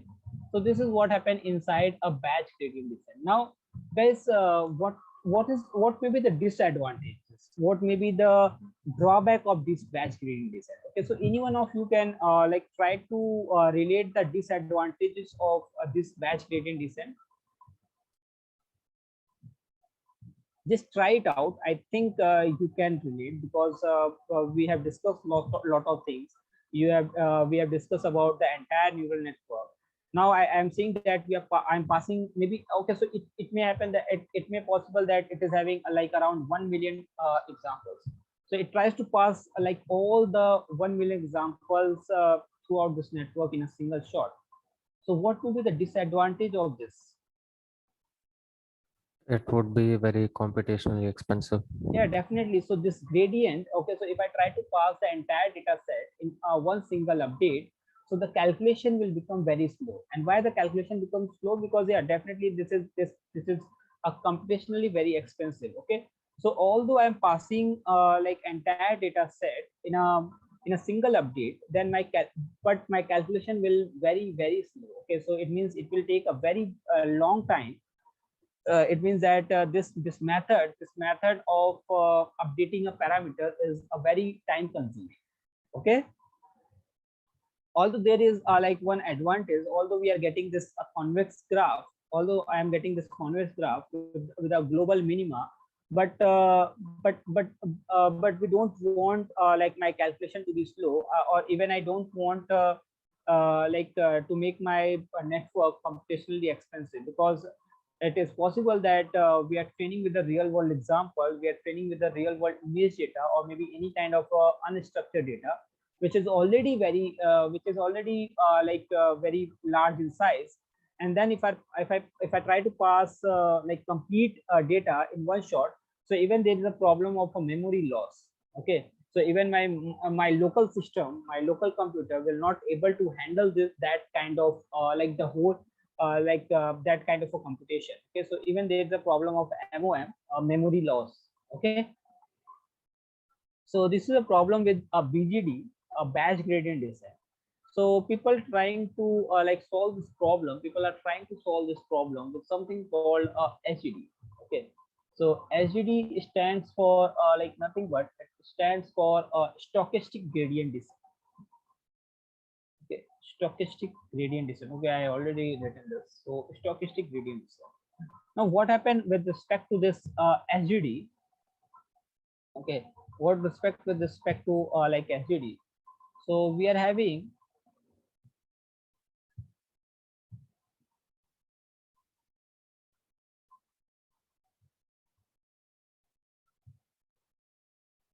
okay, so now we are now here, suppose we are having a 1 million examples, we are having 1 million training examples. So now I'm not going to pass entire 1 million examples in a single update. Okay, so there are certain number. Okay, so we are going to pass this number, we are going to pass like these examples, we are going to pass this training set in a like in terms of batches. Okay, so we are going to pass this number in like by like, okay, so we are going to pass like in maybe a multiple updates. Okay, so what I can do, I can try to take, okay, so there are certain numbers. Okay, so like we can try to take maybe a 256 data, we can try to take maybe 256 data in a single update. So the value are ranges in between a 256 to maybe 10,000. Okay, so we can pass maybe 1,000 information or 1,000 example at one time, or we can pass maybe 10,000 example at one time out of 1 million data sets. So suppose if you are having just maybe 10,000 data set, so I can take a batch of maybe a 500. I can take a batch size as 500. Okay, so if I'm taking a batch size as 500, it means I'm passing like a 500 examples over here. Okay, so suppose this is my training set, so suppose this is my like a training set. Okay, so this is like my training set where I'm having like a different columns. Okay, C1, C2, C3 and C4, I'm having a different column, and in a row we are having a row maybe 1 to maybe a 10,000. In total 10,000 we are having a row. Okay, so I can try to take like a batches of 500. Okay, so for first 500, then a 500 again, then 500 again. So in that way, I can try to pass my information, and I can try to train my data set. Okay, so in the first epoch, I can pass like maybe a 500 data like examples. Okay, I think now you know that yesterday we just try to find out the equation with a single training example, then maybe a 5 training example. So in a similar way, I will try to train like first 500 examples. Okay, then with the multiple epochs. Then similarly, we can try to take like next 500 examples. Then again a next 500 examples. then again 500 examples. So in that way I can try to train my model, I can try to train my data set. Okay, so this is what happened in case of HGD. Okay, so we have certain range. So because we may have any kind of a data set. Okay, so it is not possible that every time we have a smaller data set or every time we have a large data set.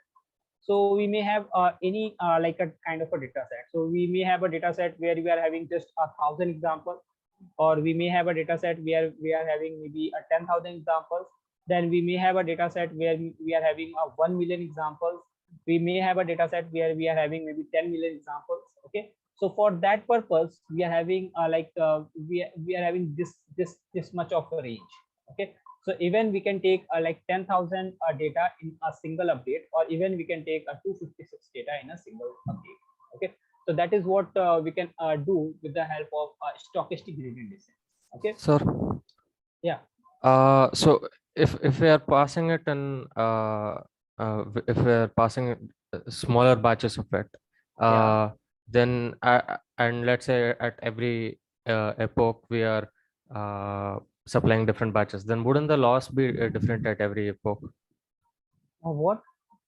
Uh, Wouldn't the loss be different at every epoch because we are supplying Yeah, different data? definitely. We are supplying our different data, so definitely the loss will be different at. Okay, so this is how our like training examples will work. Okay, so suppose we pass this 540 examples at first place, then we are getting maybe a loss over here, and this may be my loss L1.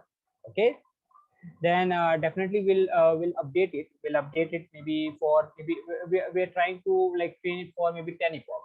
Okay, so after 10 epoch maybe my loss L1 will be around 0.5. Then I took another 500 data set, and then again I will train this data for maybe again for 10 epoch, and this time the L2 will be maybe 0.03.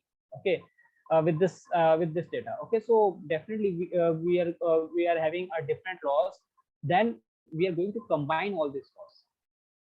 Okay, so we are going to combine. So okay, it's simple mathematics. We can try to find out like an average or anything like to with this combination. No? This Okay, is a sir. simple mathematics. Like I think you know that in ensemble learning we are doing the same thing. We are okay. You have an idea of a bagging, na? Bagging, Yes, sir. boosting. Yes, sir. Yeah. So we are doing the same thing in a bagging. Yes. Okay, sir. Okay, yeah, So we got are it. yeah. So bagging also we take like a bunch of examples. Then we are trying to get like maybe if it's a regression task, so we are trying to take like values. Okay, and then we are trying to find out a mean or median. And for a classification task, we are trying to find out a majority. So the same thing we'll do over here. Okay, Okay, sir, got it. got it. So this is what we can do in a HGD. Now there is just one disadvantage. Although this advantage, like we can't we even don't want to overcome this disadvantage, because training entire data set in a single update is it's not an easy job, and even our local system and even like a GPU is even a GPU is not allowed if my data set is very long, like a large, like maybe we are having a 1 billion example or 10 billion example. So but yeah, there is a disadvantage, and that disadvantage I think you can understand. That disadvantage is nothing but along with the global minima we have a lot of local minima. Okay, so however the like however this SGD is updated more frequently. So BGD is not having any local minima. Okay, so BGD is having this kind of a figure, but SGD will definitely having a local minima. Okay, because maybe with as you already see that from like first from the first update, or maybe for first training set, maybe this is my minima, then this is my minima, then this is my minima. Okay, so we may have like lot of local minimas. Okay, so maybe then L3 is maybe 1, so it will be at this place then. Okay, so we may have like a lot of local minimas. Okay, so this is the only disadvantage with respect to this HGD, but we bound to use SGD or maybe MBGD, because we can't train an entire data set in a single update. Okay, because we don't make our computation to be really expensive and as well as time consuming. Fine. Yes, sir. Now come on to the last variant. So that is nothing but MBGD. Okay, so now I think I already told you about MBGD. So here, this is very much equivalent to SGD. Okay, so this is very much equivalent to SGD. Just one difference, just with a single difference, that here the number of like the range is small. Okay, because the name is mini batch. Okay, so the name is like mini batch.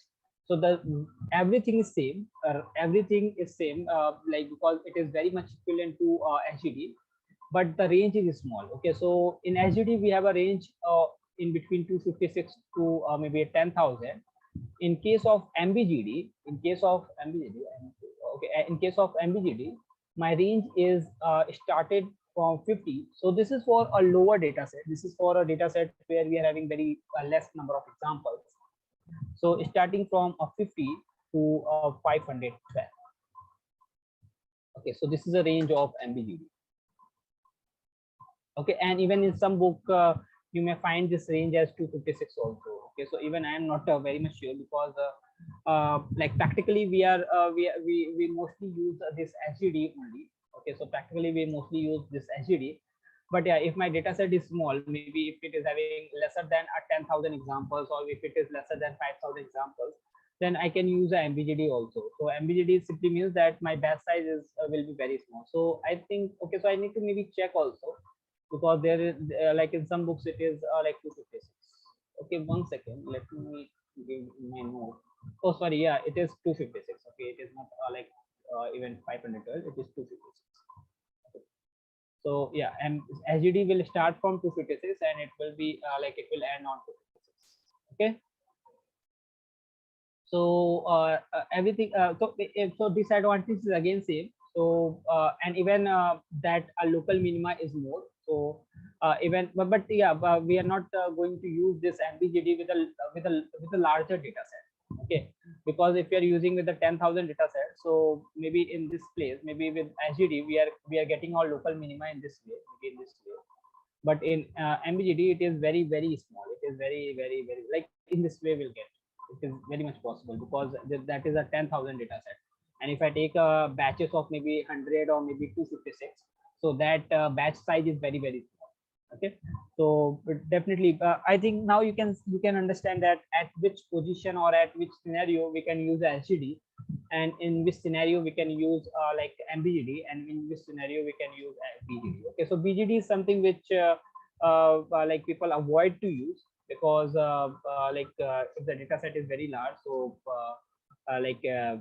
your local system will definitely hang up for some minutes. Okay, so we can so SGD is something which is mostly used. Okay, so SGD is a kind of an optimizer which is mostly used optimizer, or more popular optimizer. Okay, because it is having a medium range. So it's a kind of a moderate range. Okay, so it can be applicable even for some medium size data set, and even for a larger data set. Okay. Sir, so in SGD, even though we are having lots of global minimas, uh, we still prefer it. We can, Uh, so I told you, you can prefer it in a case where you have a smaller data set, like you have just 1,000 examples, or maybe 500 examples. So you can make a batches of 100 no? So if you make a batches of 100 so that it will not look like this. It will be look like in this way. Yeah. okay. Okay, it will look like in this way. Suppose if you're having 10,000 examples, and if you make a batch of 250, then your graph will look like this way. Yes, true. Yes, sir. But if you are having just 500 examples, and if you are making a batch size of like 250 or maybe 100, so yeah, this is fine. It will look like in this way, and this graph is completely okay. Fine. Okay, sir. Okay, so MBGD is a list is rarely used, because like even you can argue that with 500 I can even use a BGD, भाई 500 के साथ system पे कौन सा बहुत बड़ा फर्क पड़ जाएगा, या true. Yes, sir. Even with the 500 we can even use a BGD. Okay, so that is completely possible.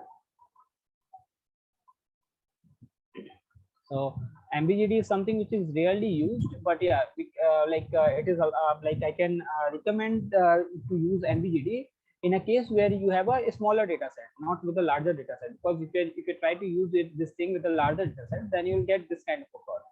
Okay, which is definitely something which we don't want. Okay. Now, guys, come on to the next thing. Okay, this is also a part of optimizer only. Don't worry that I'm trying to teach something from a physics class. This is not from a physics class. This is with respect to optimizer only. So before talking about a momentum, okay, so as I told you like earlier also, so that always try to get a motivation, always try to understand the reason first. Okay, so this is the last like thing, then we'll start with the code. So there are two drawbacks. Okay, so no matter whatever the optimizer you are using, so whether you are using HED or whether you are using a BGD or whether you are using a MBGD, there are two major disadvantages, or there are like a kind of a drawback which we can address. And even those optimizers, so even guys, you can write a name over here, because in an interview, interviewer can ask with any name. Okay, so even you can call it as a vanilla optimizers. Okay, so vanilla means a base optimizers. Okay, so that gradient descent is a kind of a vanilla optimizer. Okay, a base optimizer. Now there are two problems with those vanilla optimizers, or maybe I can say with a gradient descent. So guys, like you can you see that there's a one parameter which is a learning rate. Yeah, we have this learning rate. Okay. Yes. Now just tell me, because I think we have discussed this thing yesterday itself. What is the like significance of a learning rate? Like what learning rate it does over here? Anyone can tell me the significance of a learning rate?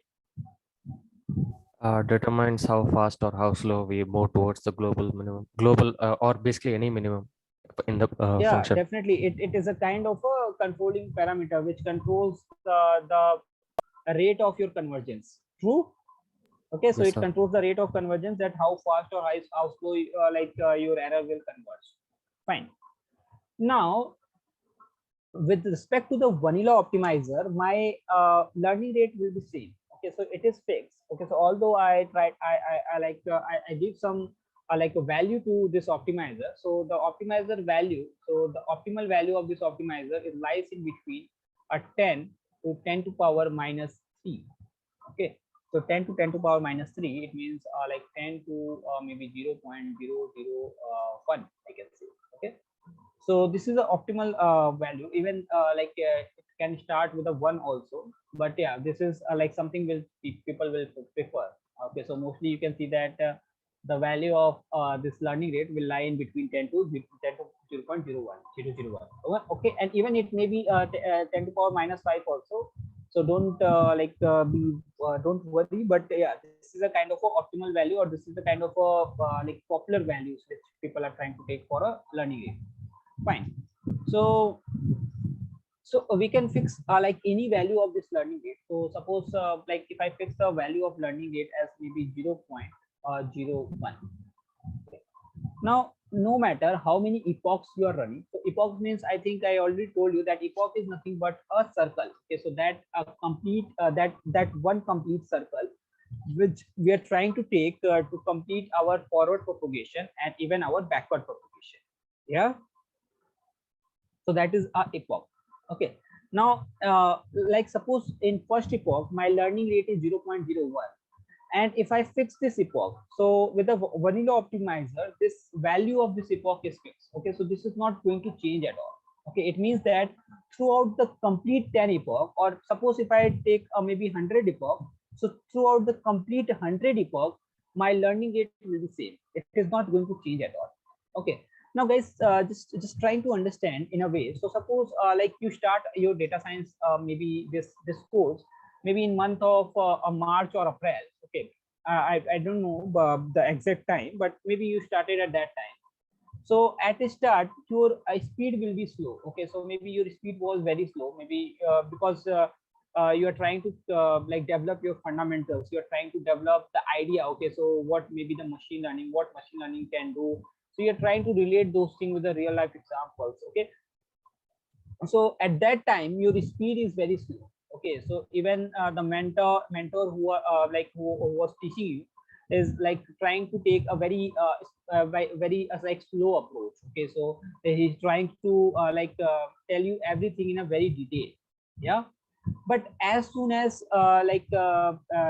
you become comfortable with the topics, as soon as you become comfortable with this machine learning, so step by step your like speed will increase. Okay, so the speed will increase. Okay, because the speed will not like going to be same throughout the maybe 6 months or maybe 1 year. Okay, the same goes for like a salary of a person. So suppose if you apply somewhere as a data scientist, so definitely you start with a low payment, maybe you start with a lower income, but you always want that like you do some magic or you do kind of a work so that uh, your salary will increase. Okay, so there will be an increment in your salary. Okay, so you always, so you don't want to go with the same salary. Okay, you don't want to go with the same knowledge, you want to upgrade your knowledge as well.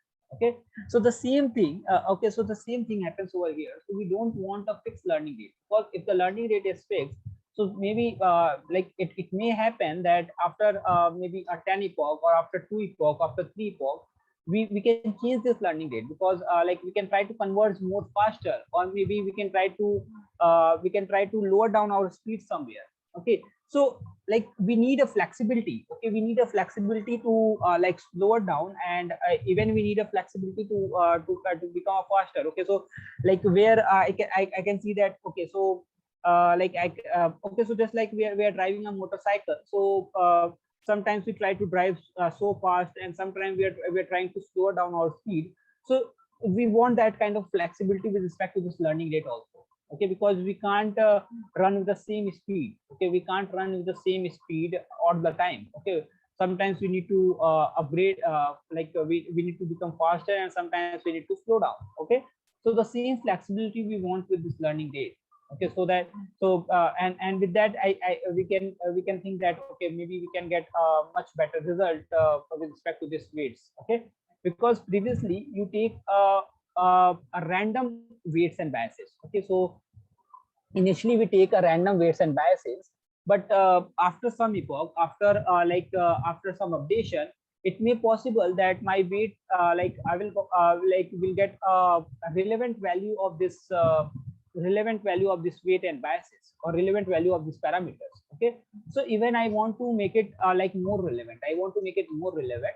So if I can make it more relevant, if I can change my learning rate, if I can if I make my learning rate flexible with respect to these weights. Okay, so along with these weights, if my learning rate is also like updated automatically, so it will be much better. Okay, it can give me a much better result. Yeah, true. Okay guys, so this is like in optimizer, in vanilla optimizer, this learning rate is fixed. Okay, so even if I want, so I'm not able to update it. Okay, so this learning rate is fixed. So this is the very first drawback, this is very first disadvantage with respect to the optimizer. Now the second one, the second important like a drawback is okay, so here we are having n minus 1. Okay, so n minus 1 means what? We are just taking, okay, so suppose I'm running this thing for maybe multiple epoch, maybe for like 10 epoch or maybe 20 epoch, but I'm taking this like n minus 1 means I'm just taking a previous information, means I'm just taking the previous weight. Okay, so like suppose if I if this is maybe at 20th weight, maybe I'm updating it this for 20th time. Okay, it means here n minus 1 will be what, 19. Yeah, true. Yes, sir. So suppose if I'm updating this weight for 20th time, so this will be what 19 only. it means I'm just taking a previous weight. I'm just considering a previous weight. Okay. Now, researchers thought that if somehow if I can consider all the weights, okay, all the previous weight, not only the not only the n minus 1, if I can consider n minus 2, n minus 3, and all the previous weights, it can be much better. Okay, we'll get a much better result. Okay, so suppose for n, for 2 it is fine, but at the third epoch I'm not, I just don't want to take like w2, even I want to take a w1 as well. Okay, so if I take a w2 and w1 both, if I take if I take a power of both the w's, then I can get a much better result for this w3. So this is what people recommend. Okay, so this is a kind of a drawback with respect to a vanilla optimizer, because these two things can't happen in a in a gradient descent. Okay, so we don't have a flexible learning rate, and even we don't have this we don't have all the values from like a previous we don't have all the previous w's, we don't have all the previous parameters. Okay, so this is the two major disadvantages which people are addressed at that time, and that's why they have developed something. They have developed a moment some optimizer which is called a momentum. Okay, so just like we have a gradient descent and we have a different variants of a gradient descent, so just like in case of a momentum also we have a different variants of a momentum. Okay, so like there are different variants of a momentum like ADA grade. Okay, so I'm just taking a name. I'm not going into the mathematical detail of this thing, because frankly speaking, these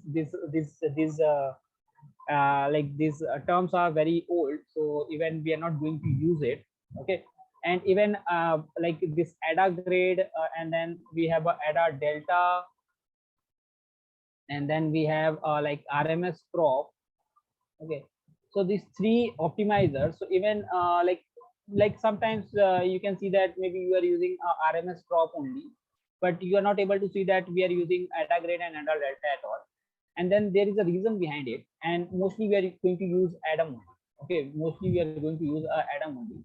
So there is a reason behind it, that these three optimizers, these three momentum can solve only this problem. Okay, so they can try to consider a different weights. They can try to consider all the previous weights. Okay, so these three momentum can solve only this problem. They can only try to take all the previous weights, all the previous parameters.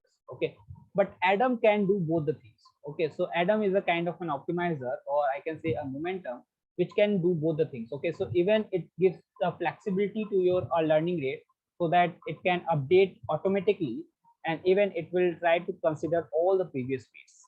Okay, all the previous parameters. Fine.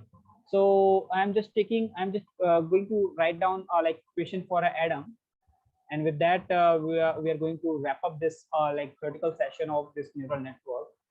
So Adam stands for adaptive movement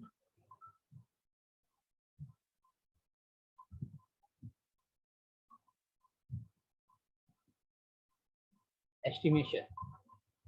Okay, so Adam is adaptive movement estimation. Now this is our Adam. One second, check. Okay,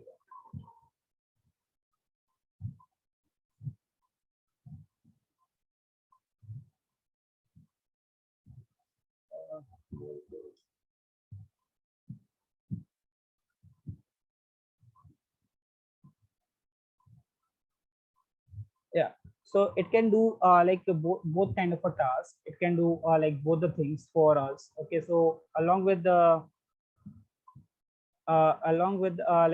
deploying that one, okay, where is it? Not getting it.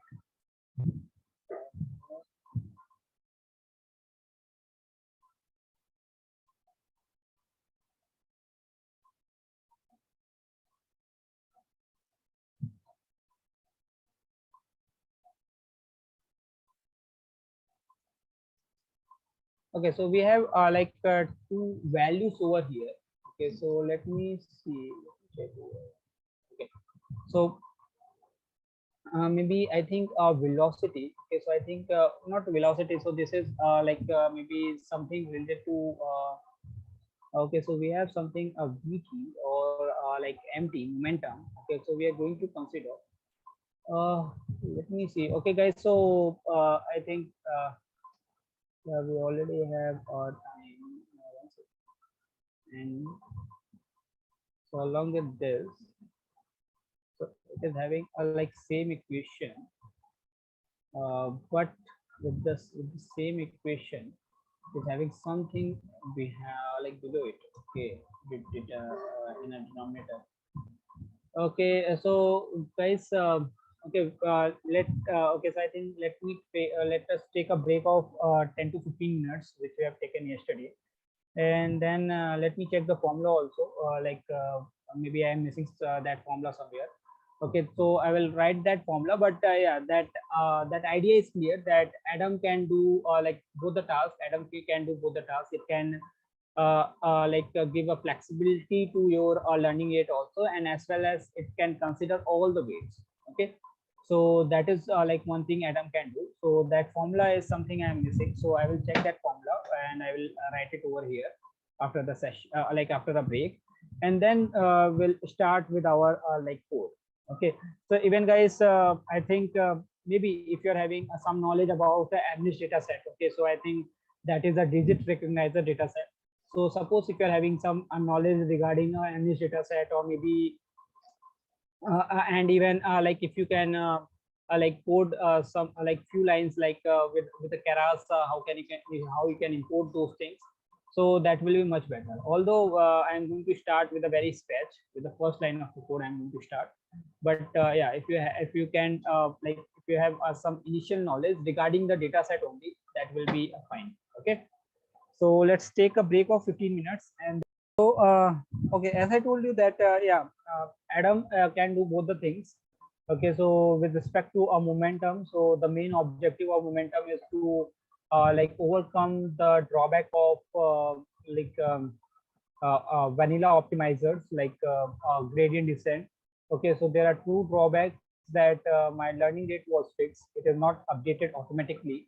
And the second important drawback is I'm just considering the older, just a previous like weights. I just want to consider all the weights which we have like updated previously. Okay, so both of these things can be done with with the help of this Adam optimizer. So Adam stands for adaptive moment estimation. So how we are able to, so what equation we are going to apply for this? So we need to like find out two things. Okay, so there is one like called M. Okay, so T is nothing but you can call it as N also. Okay, so with respect to W, I can write in this way. So M T minus 1 and plus 1 minus W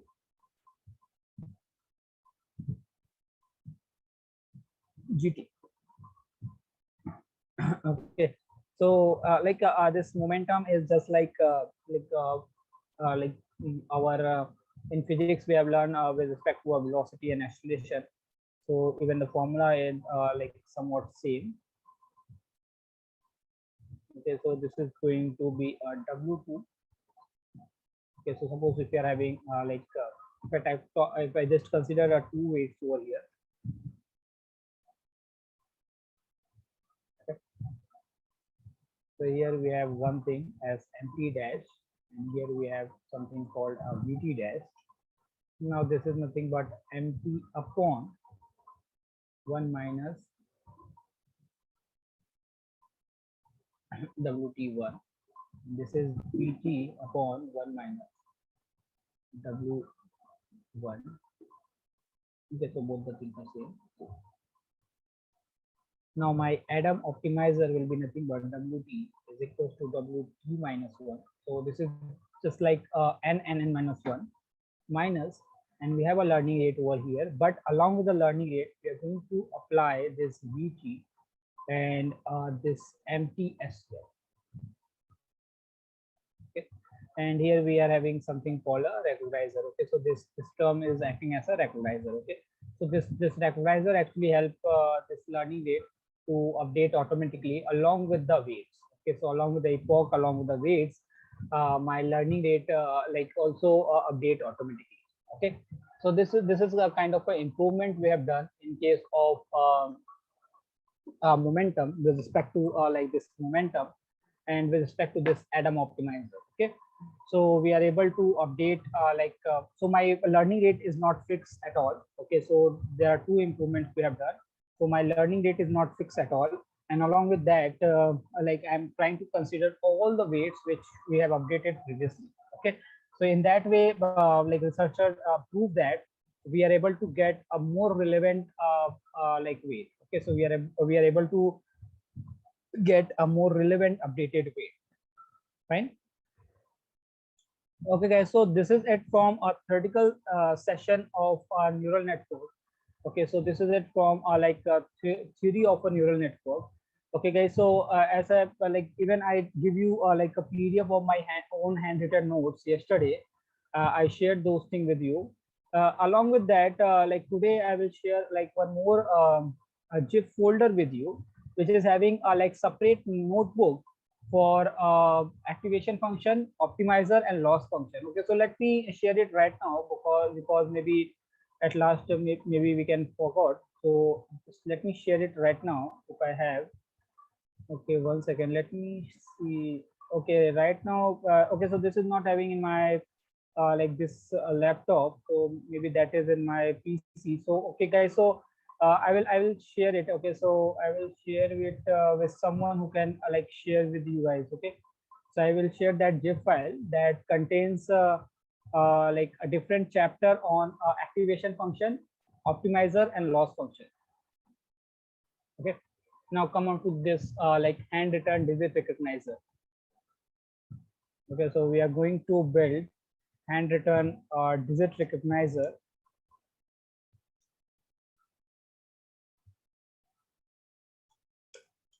with a neural network. Okay, so this is a case study we are going to discuss. Fine, guys. So yeah, any one of you can tell me about like MNIST dataset. Like if any one of you go through MNIST dataset, so can anyone tell me that how MNIST dataset looks like, and what is the problem statement with respect to that MNIST dataset?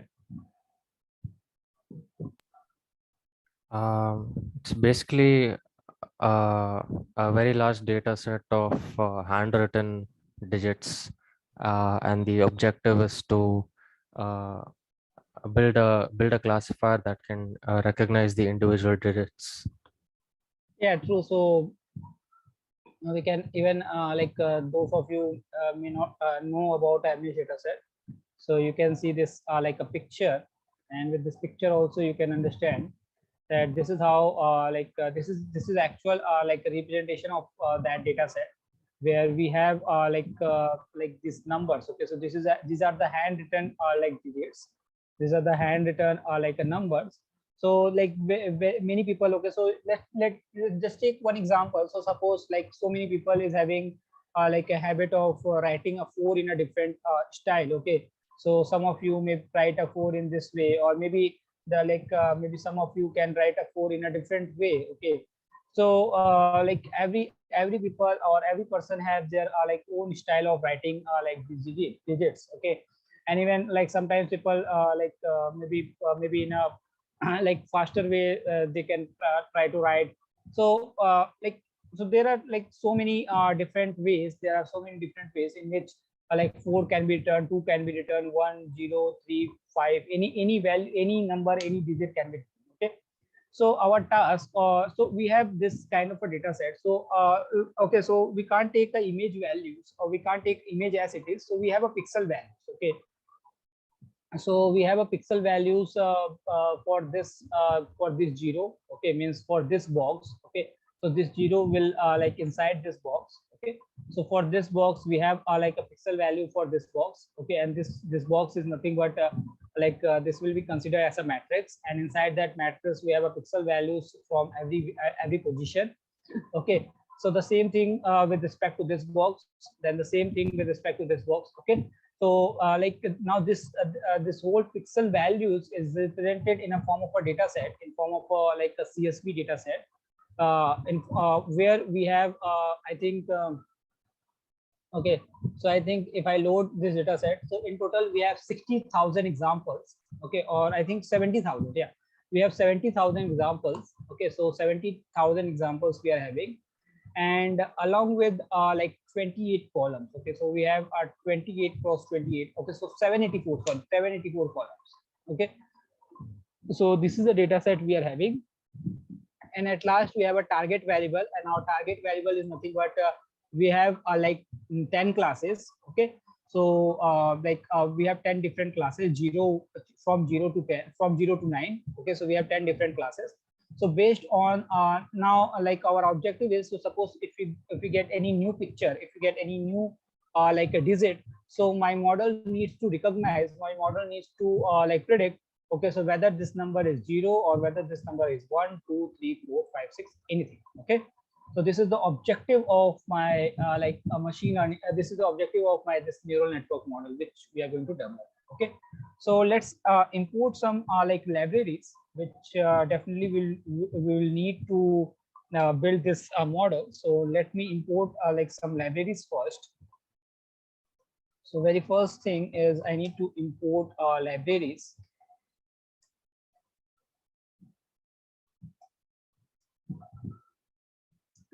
So first I need to import like a TensorFlow. So I think yeah, someone of you already asked me to like import this. So I hope that all of you, if you are using your local system, although I'm doing it on full app, so even if you're using your local system, so definitely you have this TensorFlow and then NumPy, Keras, okay.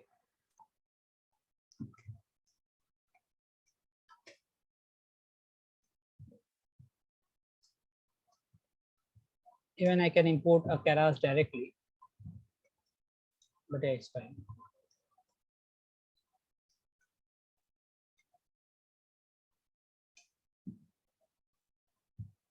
I think this is okay till here.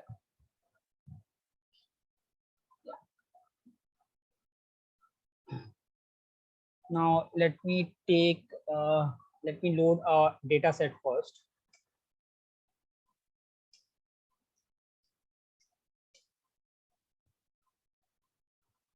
And since I have told you that a data set is already present inside a Keras, so I need not to like download a data set from any external website like Kaggle or anywhere. I can simply use a Keras library to import my data set. Okay, so I can write a Keras dot data sets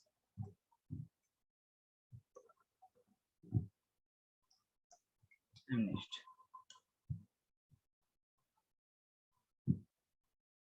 Then I am having my X train, then Y train. Okay, so I wish. Okay, so even this data set present in like this entire form. So I can simply take it from our Keras library. Okay.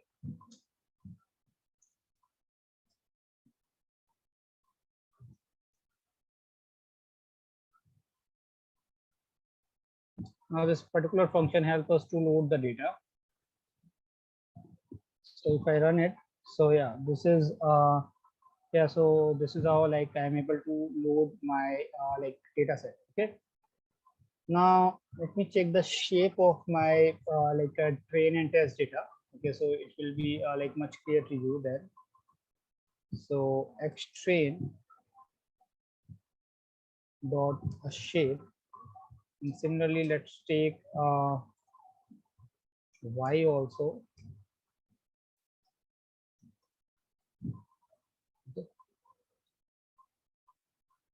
Sorry, this should be like mhm.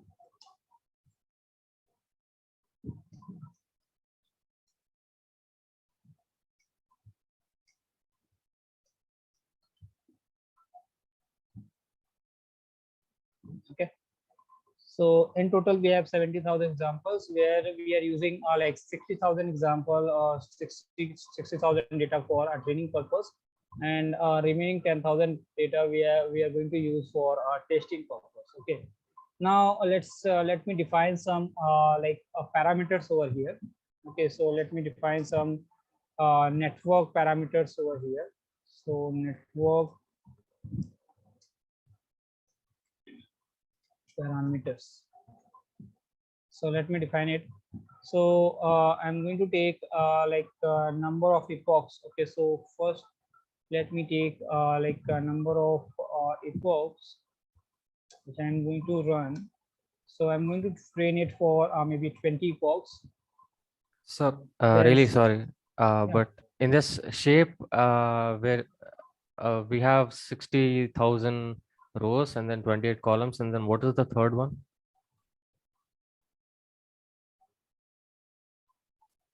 What 60,000 rows and 28 columns, and then what is the third 28? this is we have 60,000. Okay, so this is an image data set. Now this is not like your CSV data set. This is not like your Excel data set. So this is not your this is nothing like this is your rows and this simply your column. Okay, so this is your okay, this is two dimensional, this is a 2D image.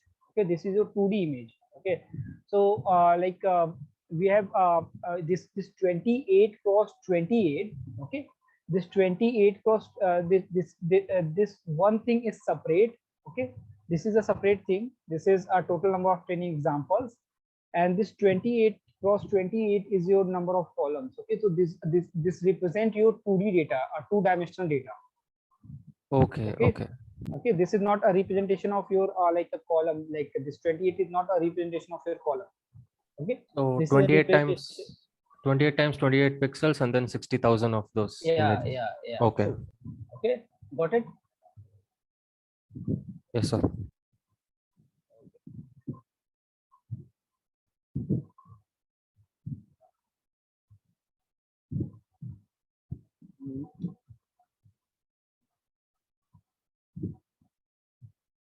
Okay, so where I am, yeah, in the batch size. Okay, so even I can define a batch size over here. Okay, so since we have so data set is not very high, so I can take maybe a 256 also. It will be fine. And even this is a simple a black and white image.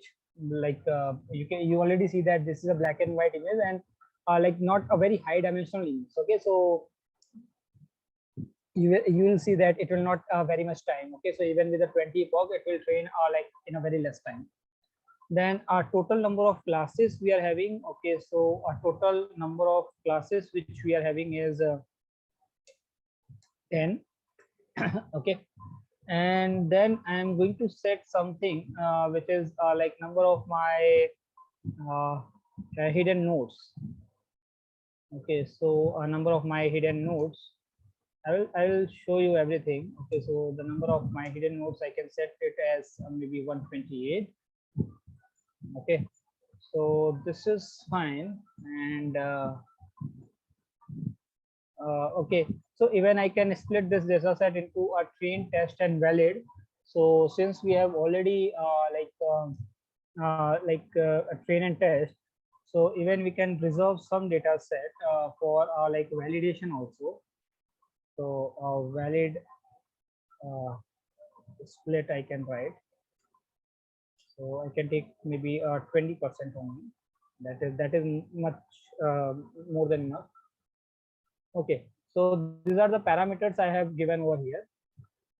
Or even I think I don't need like this validation split right now. Maybe if my model is not working fine, so then at that time I can try to like cross validation I can use this validation split. Okay, so let okay, it's fine, it's totally like okay. Now as I told you, this the shape is nothing but it's a 28 cross 28. So if I make like if I calculate it like 28 cross 28, so it is nothing but a 784. Okay, so that is going to be a 784. Okay, so now let me Okay, and we need to do one more thing. Okay, so let me come on to the pre-processing steps. Okay, so let me do some like pre-processing. So what kind of a pre-processing is required? So the very first like a pre-processing which we have required is we need to actually this example means this classes. Okay, whatever the classes we have, so that classes is not maybe that classes is like in a category. Okay, so we need to represent that thing into a one hot encoding. Okay, so we need to apply maybe one hot encoding for a label. Okay, so I need to apply it for like only on the label, like on the labels means on a target variable, not on the on not on my independent variable. Okay, so I need to convert into I need to apply a one hot encoding representation. Okay, I need to like represent my labels with a one hot encoding. Okay, so I think guys all of you are familiar with the one hot encoding. Okay, so yeah, can anyone tell me about like what is one hot encoding?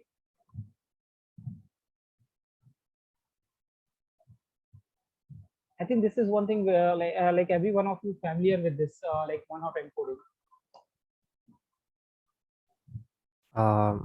Assigning labels to the variables basically. I mean, so in case the categorical data, so for Yeah, each different categorical data, we assign a different numeric label.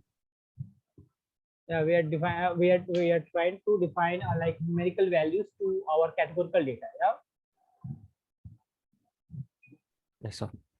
Okay, so this is like what a meaning of like one hot encoding. So but we try to assign in a different manner. Okay, so we try to assign it in a different manner. Okay, so one hot encoding representation means, so suppose we have like here we have like 10 different labels starting from like 0 to 9. So we try to represent this thing that will become like 10 different columns. Okay, so it will become like 10 different columns. Okay, so it can be like 1, then 2, then 3, then 4, so it can become like 10 different columns. So, and then there what I need to do is, so where there is like 1, so the value of 1 like becomes 1 and rest of the value becomes 0. Okay, so if there is a 5, so the value of 5 becomes 1 and rest of the values are become 0. Yeah, this is how we we do like one hot encoding. Yes. Yes, sir. Okay, so the same thing I'm going to do over here, and along with though that one hot encoding representation, the second pre-processing things which I need to do is I need to normalize my data set. So it may possible that all of my pixel values are not in the same range. Okay, so it may possible okay, so the total value okay, so the pixel values are lies in between 0 to 255. Okay, so the maximum value of any like pixel, or the maximum value as a okay, so the maximum pixel value can be 255. Okay, so what I am going to do, I simply going to divide like each number with a 255. So in that way I can normalize my data set. Okay, so these are the two pre-processing step I'm going to take in order to prepare my data set for modeling. Okay, so before that, before go on to the like anything, before do anything, let me first like reshape my training data with like 784. So I think, yeah, here like this 28 cross 20, so this is a two-dimensional representation where we are having like 28 cross 28. So just make it 784. Okay, so just try to represent this thing in like simple two-dimensional way, not in not with like 3 numbers. So just try to reshape it. I'm going to reshape it. So x train is equals to x train dot reshape, and this is going to be like 60,000. It is fine, and then we have 784.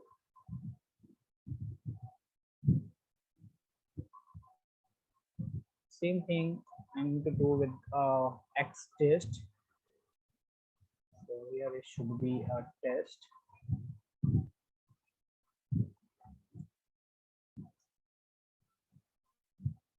Okay, then the next thing which I need to do is since just to avoid any like a problem, I need to convert this into an integer.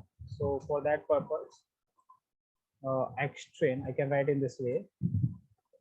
So I hope that these are like some methods which you have already done like with your machine learning task. But yeah, here also these things are necessary. Sir, So x shouldn't type, yeah, go ahead.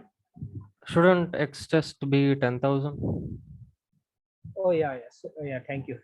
This should be a 10,000. Yeah. Yeah, by mistake.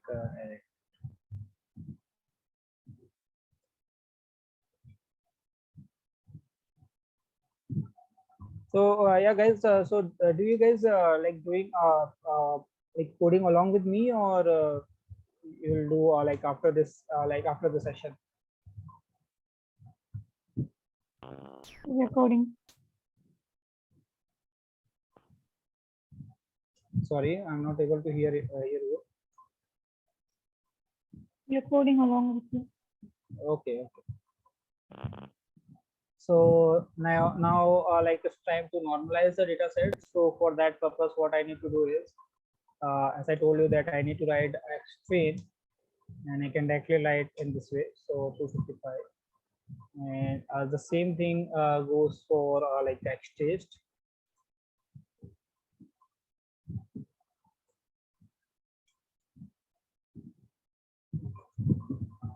Okay, now I think we know that how many like samples we are having. So we are 60,000 samples inside like a training, and 10,000 samples inside a test data. It's fine. Now let's okay, so I think one thing is still remain, that one hot representation. So one hot encoding. So let's do it also.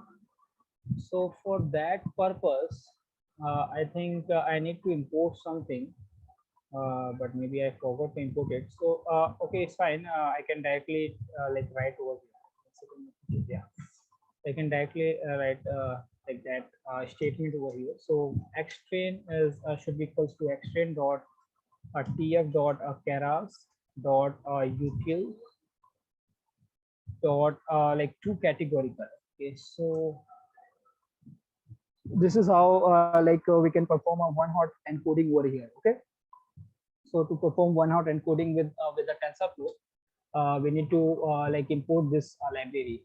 We need to import this module to categorical. Okay, so now it will be white train,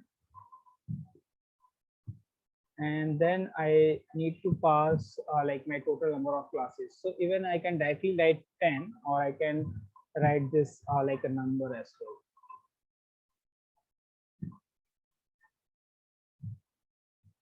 And the same thing with the xtest also. So the same thing with the xtest also. Fine. Now let's try to build the model, and let's see that whatever we have learned so far, whether it is helping us to get a result or not. Okay. So let me create a model. Okay. So to create a model with the artificial neural network, I need to. Okay. So I think guys, you know that. The model which we have created, or like the neural network which we have learned. So I think you already see that we have used a sequential approach. Okay, so we try to follow like sequential we try to take a sequential approach to make to get a prediction or to get the output. Okay, so we try to like train like each network, like maybe there can be a multiple layer. So we're trying to train like each layer like in a sequential manner. Okay, so so that's why like we are going to write this thing over here also. So it can be write in this way. So model so my model we're going to train in a sequential manner. So that's why I need to define that my approach over here. At the very first place, I need to define my approach. So this can be written in this way: cf dot keras dot models dot sequential. Okay. Now so I give my approach. Now let's start creating a model. So you know that like what my model will consist. So my model will consist particularly three layers: the input layer, then the hidden layer, and then the output layer. Okay, so these are the three layers which my model consists. Okay, so let me define okay, so let me first define the input layer. So it will be a model dot add, and then I need to write like Keras dot layers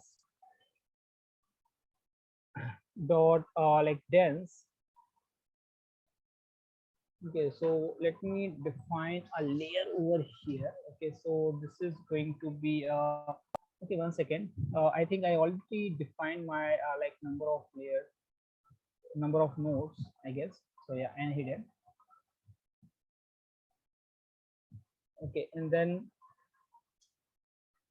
so since this is a like input layer, so I need to pass like my shape also, input like shape. Okay, so maybe I define somewhere else.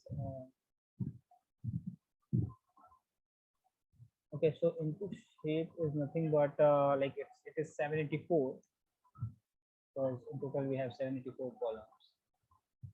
Then I need to define dense. I need to define this layer. So even I can give a name or I can leave as it is. And then my activation function. So I'm going to use I'm going to apply a ReLU activation function. So even you can, okay guys, so this is a kind of a task for you. So like I'm going to build a single like a neural network. I'm going to create a neural network in a single shot. Then I will suggest you some like kind of a permutation combination which you can try to, you can try to like experiment. You can try to make a permutation combination, and then you can try to analyze your result. Okay, so how your result are changing if you make like any change with this like network. Okay, so this is the first layer. Okay, so this is the first layer. And guys try to like understand that this n hidden is nothing but a number of hidden nodes. Okay, so inside a layer, I think yesterday we talked about that we may have two nodes or maybe three nodes or maybe four nodes. Okay, so here I have taken like 120 nodes. Okay, it can be like of any number, so I just take like 120 nodes. Okay, now it's fine. So I just take like two layers. Two layer is more than enough for this simple for this simple MNIST like classification, for this simple digit classification. And in the second layer, because first layer we have an input data, but I don't need to pass like input shape in the second layer also. Okay, you know this thing. So in the first layer, definitely we need to pass the input shape.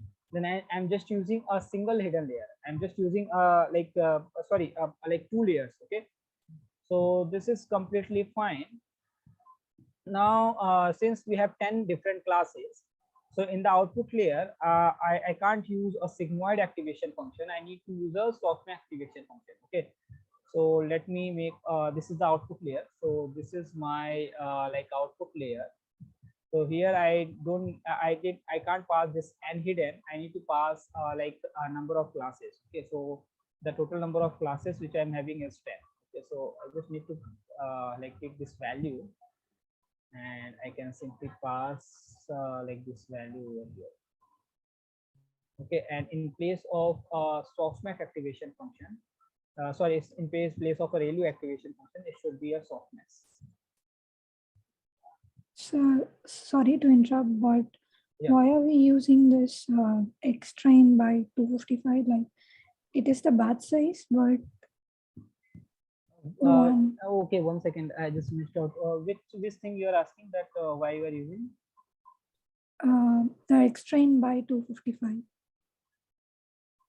Extra n by 255. X train by 255 and the X test by 255. We are using. Okay, this number. Okay, so this is, I think I told you, this is for like normalization. Okay, so it may possible. Okay,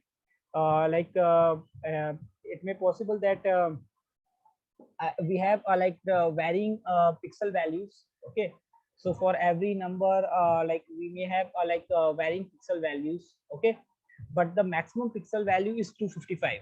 Oh, Okay, so the like whatever the image we are having, so the maximum pixel value for any image or for any color is 255. Okay, so that's why we are trying to divide. Okay, so for normalization, this is a simple thing which we are doing in a machine learning also. Suppose you have any data set, you have any column, and in that column, if you want to normalize it without using any formula, so you can simply divide each number with the maximum number. Okay, so the same thing we are doing over here. okay. Yeah, so just to make scale down all my values in a single scale. Sir, what is the why are we using models.sequential? I forgot, or maybe I didn't pay attention. Why are we using sequential?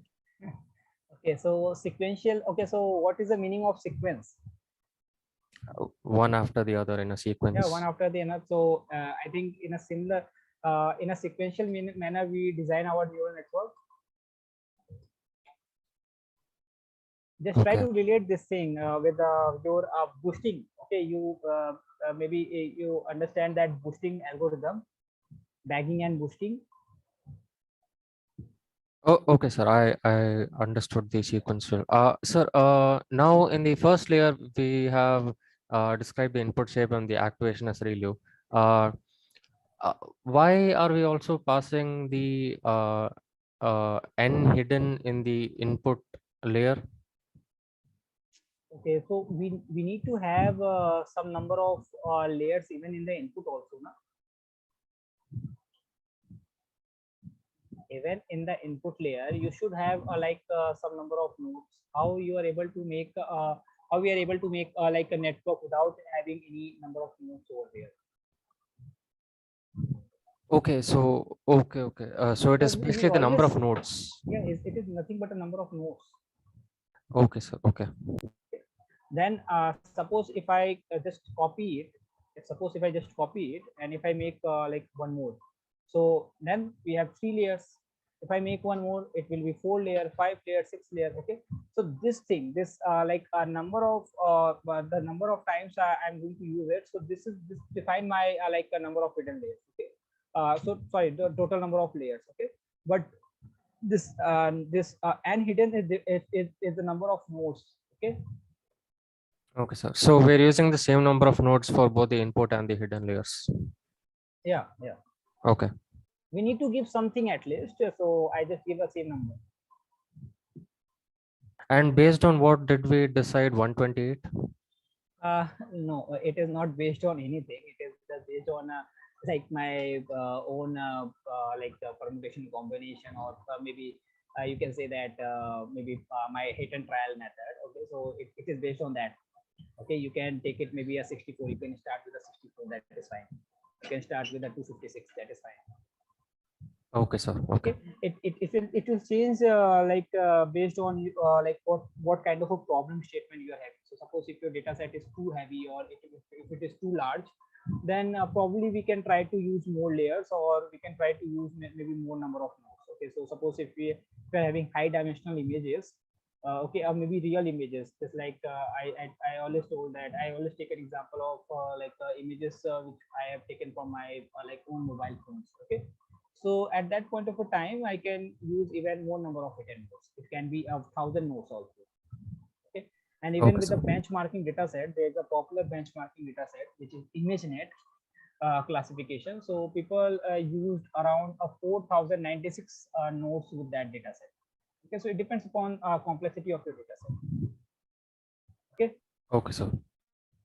Now, this model dot summary gives you a summary of your data set, that how many like parameters you are having and what are the total number of learnable parameters you are having. Okay, so okay, I can't pass any integer value over here. So okay, no issue. Let me, even why I am giving this more here. Let me take a value at this place. So I'm using this 784 for reshaping. So just name it as reshaped. Is what 74. No? So let me run this and let me use this reshaped.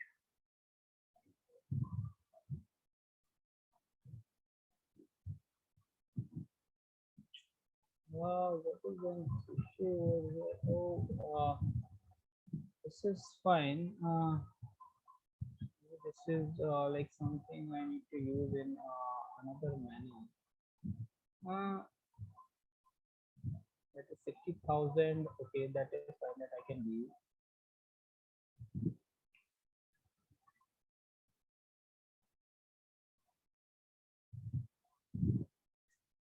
Okay, because one second, let me check. Now it is working. Okay, so yeah, you can see that we are using just like 3 layers over here. We are not using like more layers because okay, so this is like first time I am okay, not first time, but like for you this is like first time I am creating. So I'm not using like much layer, and I just make it like as simple as possible. Okay, so I don't think that this code is very much complex till now. Okay, now the next step, okay, so after creating a model, the next step is like a model compilation. And even I just took like a number of epochs as 20, okay, so that it will maybe run in just 5 to 7 minutes, so that even we can see the result before ending the session. Okay, so compile the model. Okay, so model compilation. Okay, this is a model compilation step. Now in this step I need to, okay, so what is a, okay, so I think in this case I think you guys can relate. Okay, so just try to make a network in your mind. Okay, or even you can try to make a network over here also, so that you can relate that whatever we have learned, we are building a same thing. Okay, so is it not possible to create a like 128 nodes over here? But yeah, this can be a like number of nodes for the first, this can be a like number of nodes for the second, and then we are having just because we are having 10 outputs, so that's why we are having this like number as 10. So 1 2 3 4 5 6 7 8 9 10, and then I think we are using a software activation function to, it will give me a probability for each output. Yes, okay, Yes, so sir. this is a kind of a network we are building. Fine. Now in the next step, what I'm going to what, so this network, okay, so if I build only till this point, okay, so I'm getting a probability maybe something over here. Okay, so maybe 0.97, then a 0.02, then 0.01. Okay, so I'm getting some probability over here. So whatever the model, okay, so whatever the things we have done so far, it so this is what, this is nothing but, okay, I think if you guys can relate, so this is nothing but what, this is a feed forward neural network. Okay, so this is a forward propagation we have done so far. Yes, Yes, sir. this is a forward propagation na, by which we have done so far. Yeah, Yes, sir. so Yes, sir. after forward propagation, what will be the next step? Okay, just tell me what will be the next step after this. After getting a probability, it means after getting a prediction, what will be my next step? Calculating loss and then back propagation. Yeah, correct, calculating a loss from a back propagation. Okay, so I think we already give like softmax activation function over there. Now what are the things we need to mention over here? So we need to give like a loss function, that which loss function I'm going to use for getting an exact loss value. And along with that, the second thing which I need to pass is my optimizer. Okay, because the optimizer is the one which helps me to update a parameter, and which helps me to like minimize decrease my loss. Yes,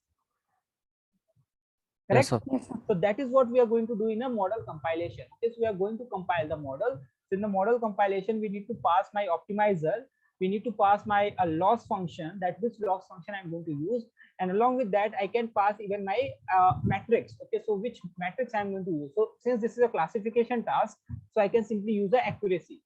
Okay, Okay, sir. so, and one more thing, guys, let me know that which loss function I can use over here, because I have 10 different classes. So, which loss function I can use? Categorical cross entropy. Yeah, true. Categorical cross entropy. Okay, and now you can see. So here it is giving me a suggestion also that okay, it is giving me even a suggestion that you can use a Adam. Okay, so since I told you that Adam is the best optimizer for like this purpose, so even it is giving me an example. So even in the example, it is like a suggestion is Adam. Okay, So guys, okay, so I'm going to use Adam over here. You can try it out with a different optimizer also. And if you're using an Adam, so the learning rate will change automatically. Okay, so I'm not going to give a learning rate over here. Then a loss. So for a loss, I'm going to use a categorical cross entropy. It's true. Categorical cross entropy. Okay, and then a matrix is going to be a accuracy. So it should be in a square bracket. Okay, and even guys, just try. Okay, so in a permutation, as I told you that try with the different activation function. So even just try with this with the 10H and a sigmoid, and even just try it with the SGD also. Okay. For now, I'm using Adam because as I told you that Adam is the best optimizer because it solves all the problem. Okay. Then the next step. So this is going to be a last step. We are going to train the model. Okay. So I think okay, the like my complete network is built. Okay, because this is my forward propagation is taking place over here. And if there is any loss, like if my model is not making a correct prediction, or if there is loss is big, so even this is what this compilation is what. So this compilation is like something I can call it as a like here kind of a back propagation will take place. Yeah, so I'm giving like a parameters for a back propagation. Not back propagation will take place, but I'm giving my parameters for a back propagation. Yes, true. Yes, sir. Now it's time to train the model. Train the model means I need to complete that cycle. I need to complete that cycle again and again for 20 times. Okay, so I need to complete that cycle again and again for 20 times. Okay, so I can use a model dot fit, and I can pass X train, so my training data, then Y train. Okay, and then I can give a batch size. Okay, and you can see that like a suggestion is already given. So batch size is what? It is something I have already taken. So 256. Even here I can take a smaller batch size because this is not a very strong model, so it will not take that much of time. Even we can define like a number of epochs and all those things over here also. Okay, so I just define it like on the top, but even you can define it at this place at the same time. Okay, then okay, even maybe I can simply pass my like a test data also, or I can do one thing because I think I have an option of validation split. Okay, so I can simply use like a validation split from this place. Okay, 1 second. In a validation split, yeah, I have this option validation split. I am not getting yeah, I get. Now it can be a valid split. Okay, so it's again a split like going to split my data into like 80 and 20. Okay, so 80% data I'm using for a training purpose, and 20% data I'm using for a testing purpose. So that is completely fine. Okay, so my task is done. And even like this is a validation split I'm doing over here. So if I'm not using a validation split also, then I can simply like in the next step, I can, after the training, I can simply evaluate my model with respect to the test data itself. Okay, so that is also fine. Now let me run it. Let's see that what kind of an accuracy or performance I'm getting. So you can see that yeah, we are getting a good accuracy, I think, and even my loss is very minimum. It is around 0.0. Okay, so 0.09 is, I can say, okay, so my loss is very much near about 0, and even my accuracy is 97% or 99.58. Okay, so this is a training accuracy. So I'm not focusing more on a training accuracy. My focus is on a validation accuracy. This should be high. Okay, and even here I can evaluate my like model. Okay, so evaluating the model. So this is one thing I can do over here. So I can take a test loss. Okay, I can try to find out the test loss, and you can see that like in no time my the training will be like is done. Okay, and I think it's 97.40 the last accuracy, but even I will evaluate my result over here also. Okay, so let me evaluate it. So model dot evaluate, sorry, it should not be a model evaluate, it should be model dot evaluate. And I'm going to evaluate this thing. I think you know that this is with respect to the X test and Y test. Okay, so if I calculate it, so my loss is 0.09, which is very good. I think this is excellent. But my accuracy is 97.69. Okay, why I said that? Okay, so I'm not very much happy with this accuracy because it can be much better. Because you can see that our training accuracy is 99.80. Okay, so if our testing accuracy is 97.69, so like there is a possibility that maybe we are like doing some mistake, or maybe we are using maybe the number of hidden nodes is higher. So I can try to maybe try to lower down the number of hidden nodes, or in place I can use something else. Okay, so let me introduce one like new term to you, that is what we call a dropout. Okay, so just like in case of a machine learning model, okay, so just like in case of a machine learning model, like there's a chance of overfitting. Okay, so suppose if you're using like if you're trying, if my variance is high, okay, so if the data variance is high, so there's always a chance of overfitting. Okay, so there's always the chance of overfitting. So the same thing can happen over here. Okay, so same thing can happen like with respect to the neural network. Okay, so the same thing can happen with respect to a neural network. So there is total chance of like overfitting. So for that purpose, so to avoid overfitting, what we can do, we can simply use like something called a dropout. Okay, so there is like one more concept, this is called a dropout. Okay, so let me introduce like a dropout over here. Although this dropout is it is a terminology of like your convolutional neural network, but yeah, it is fine. I can even you can understand this thing over here also. So guys, just tell me one thing, that in case of a machine learning, in case of a linear regression or maybe a logistic regression, when we use a regularizer, or when you use like any regularizer, L1, L2, or any regularizer, so what that regularizer will do,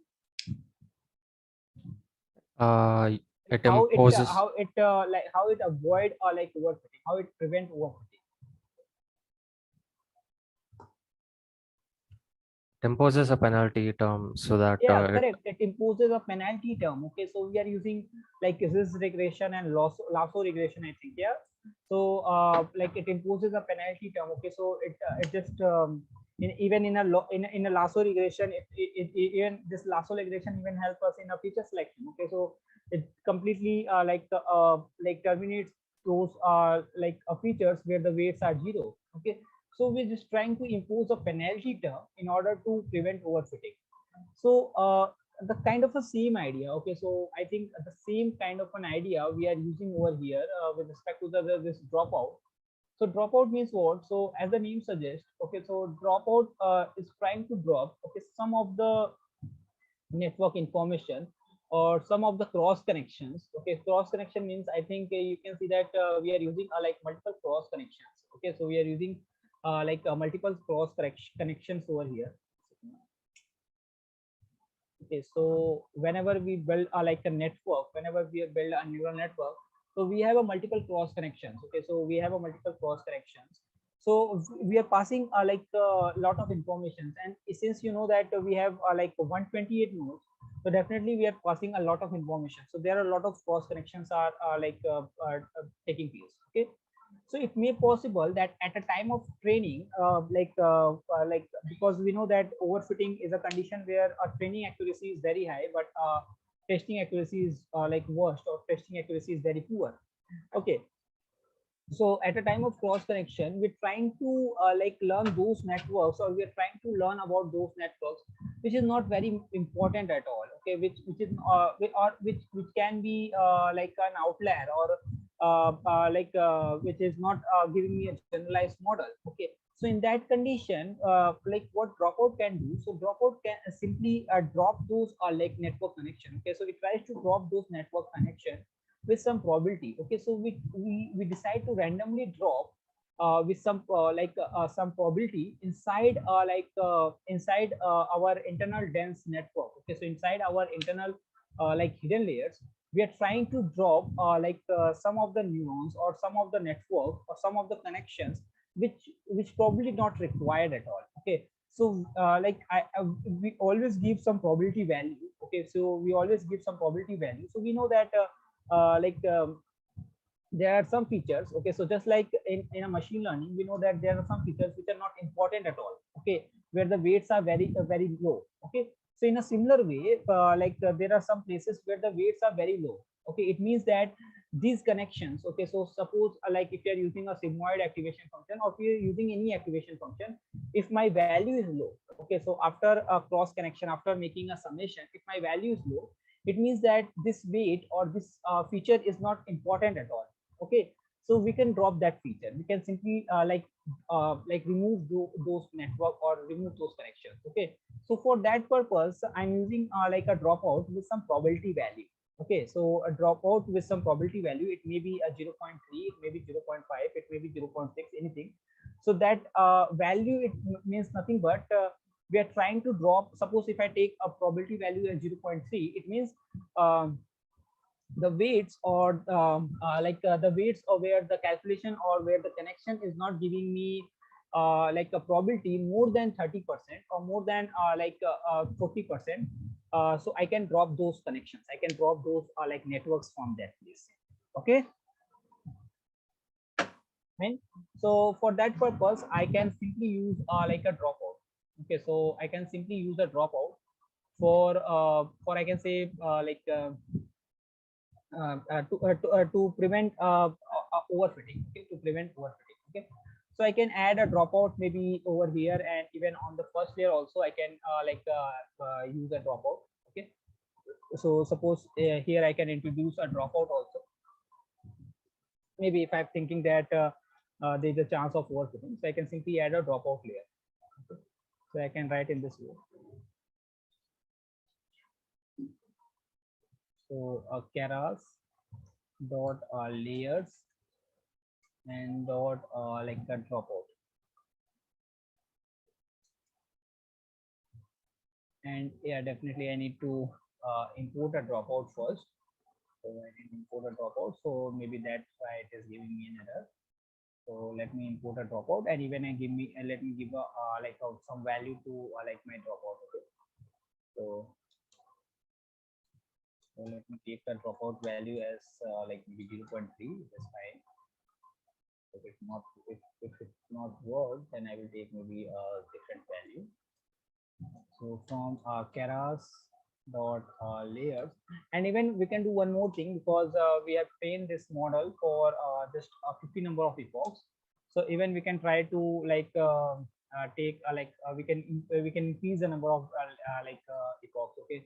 So we can go for maybe a 50 epochs, or even we can go for 100 epochs. So if, with the 100 epoch, definitely your accuracy will improve a lot. Okay, so let me go for a 50 epoch, and let's see that what result we'll get.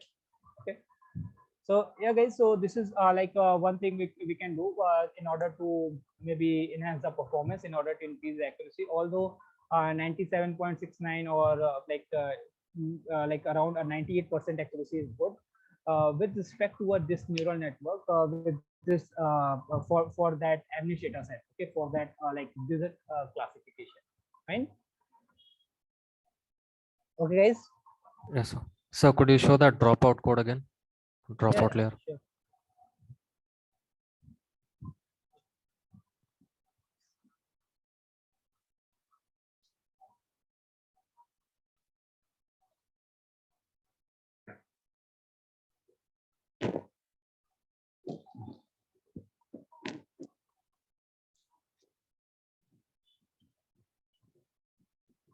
Okay, sir. Thanks.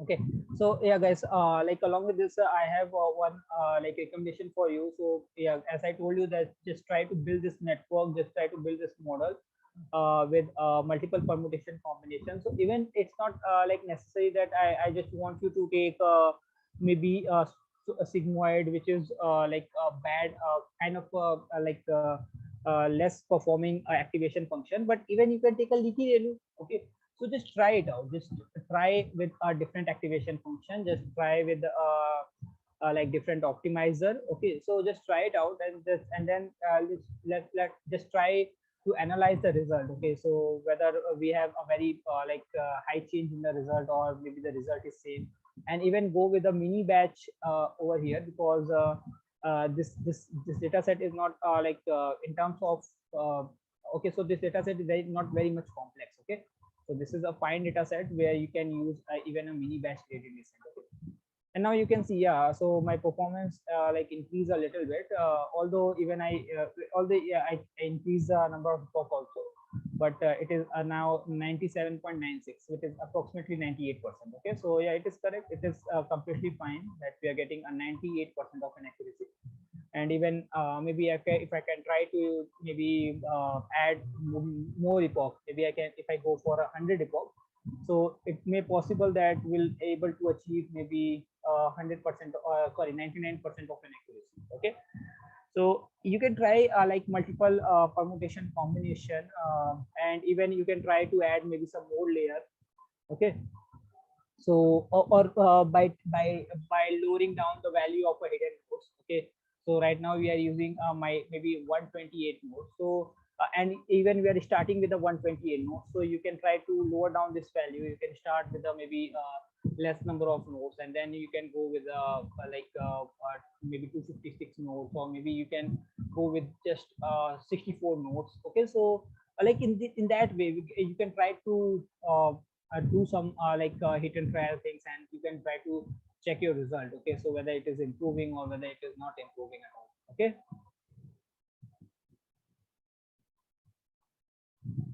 yeah guys. Sir, one dot. Sorry. So each input is having 784 pixels, right? And we in our input layer we have 128 nodes. So how is each pixel being added to the input layer?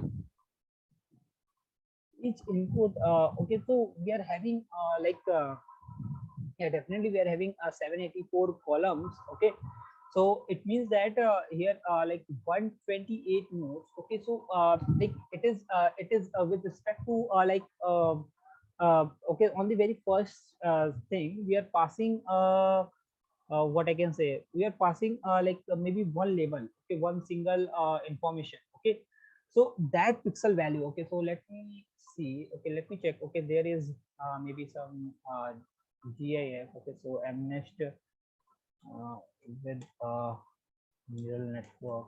For a second.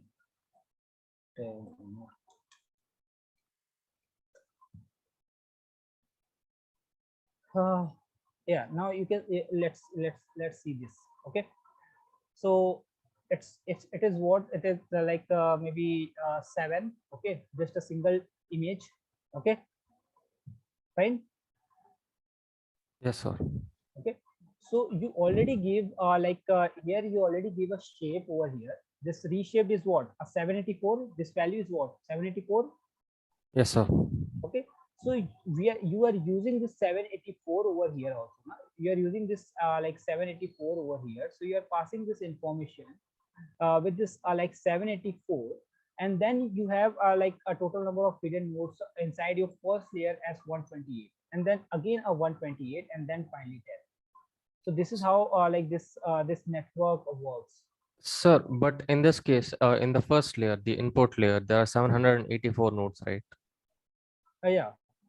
But in our case, we have used only 128 nodes and we have passed 784 No, pixels. we are giving a value over here also. No, we are we are passing both the things. We are passing this 784 also. If the shape is 784, okay, so whatever the image shape or whatever the input shape you are giving, so that will be your first node. Okay, that will be your first number of nodes. That's why we are giving like a number of shape, the input shape over here. And along with this, the first hidden layer, in the first hidden layer we are having 128 nodes. Okay,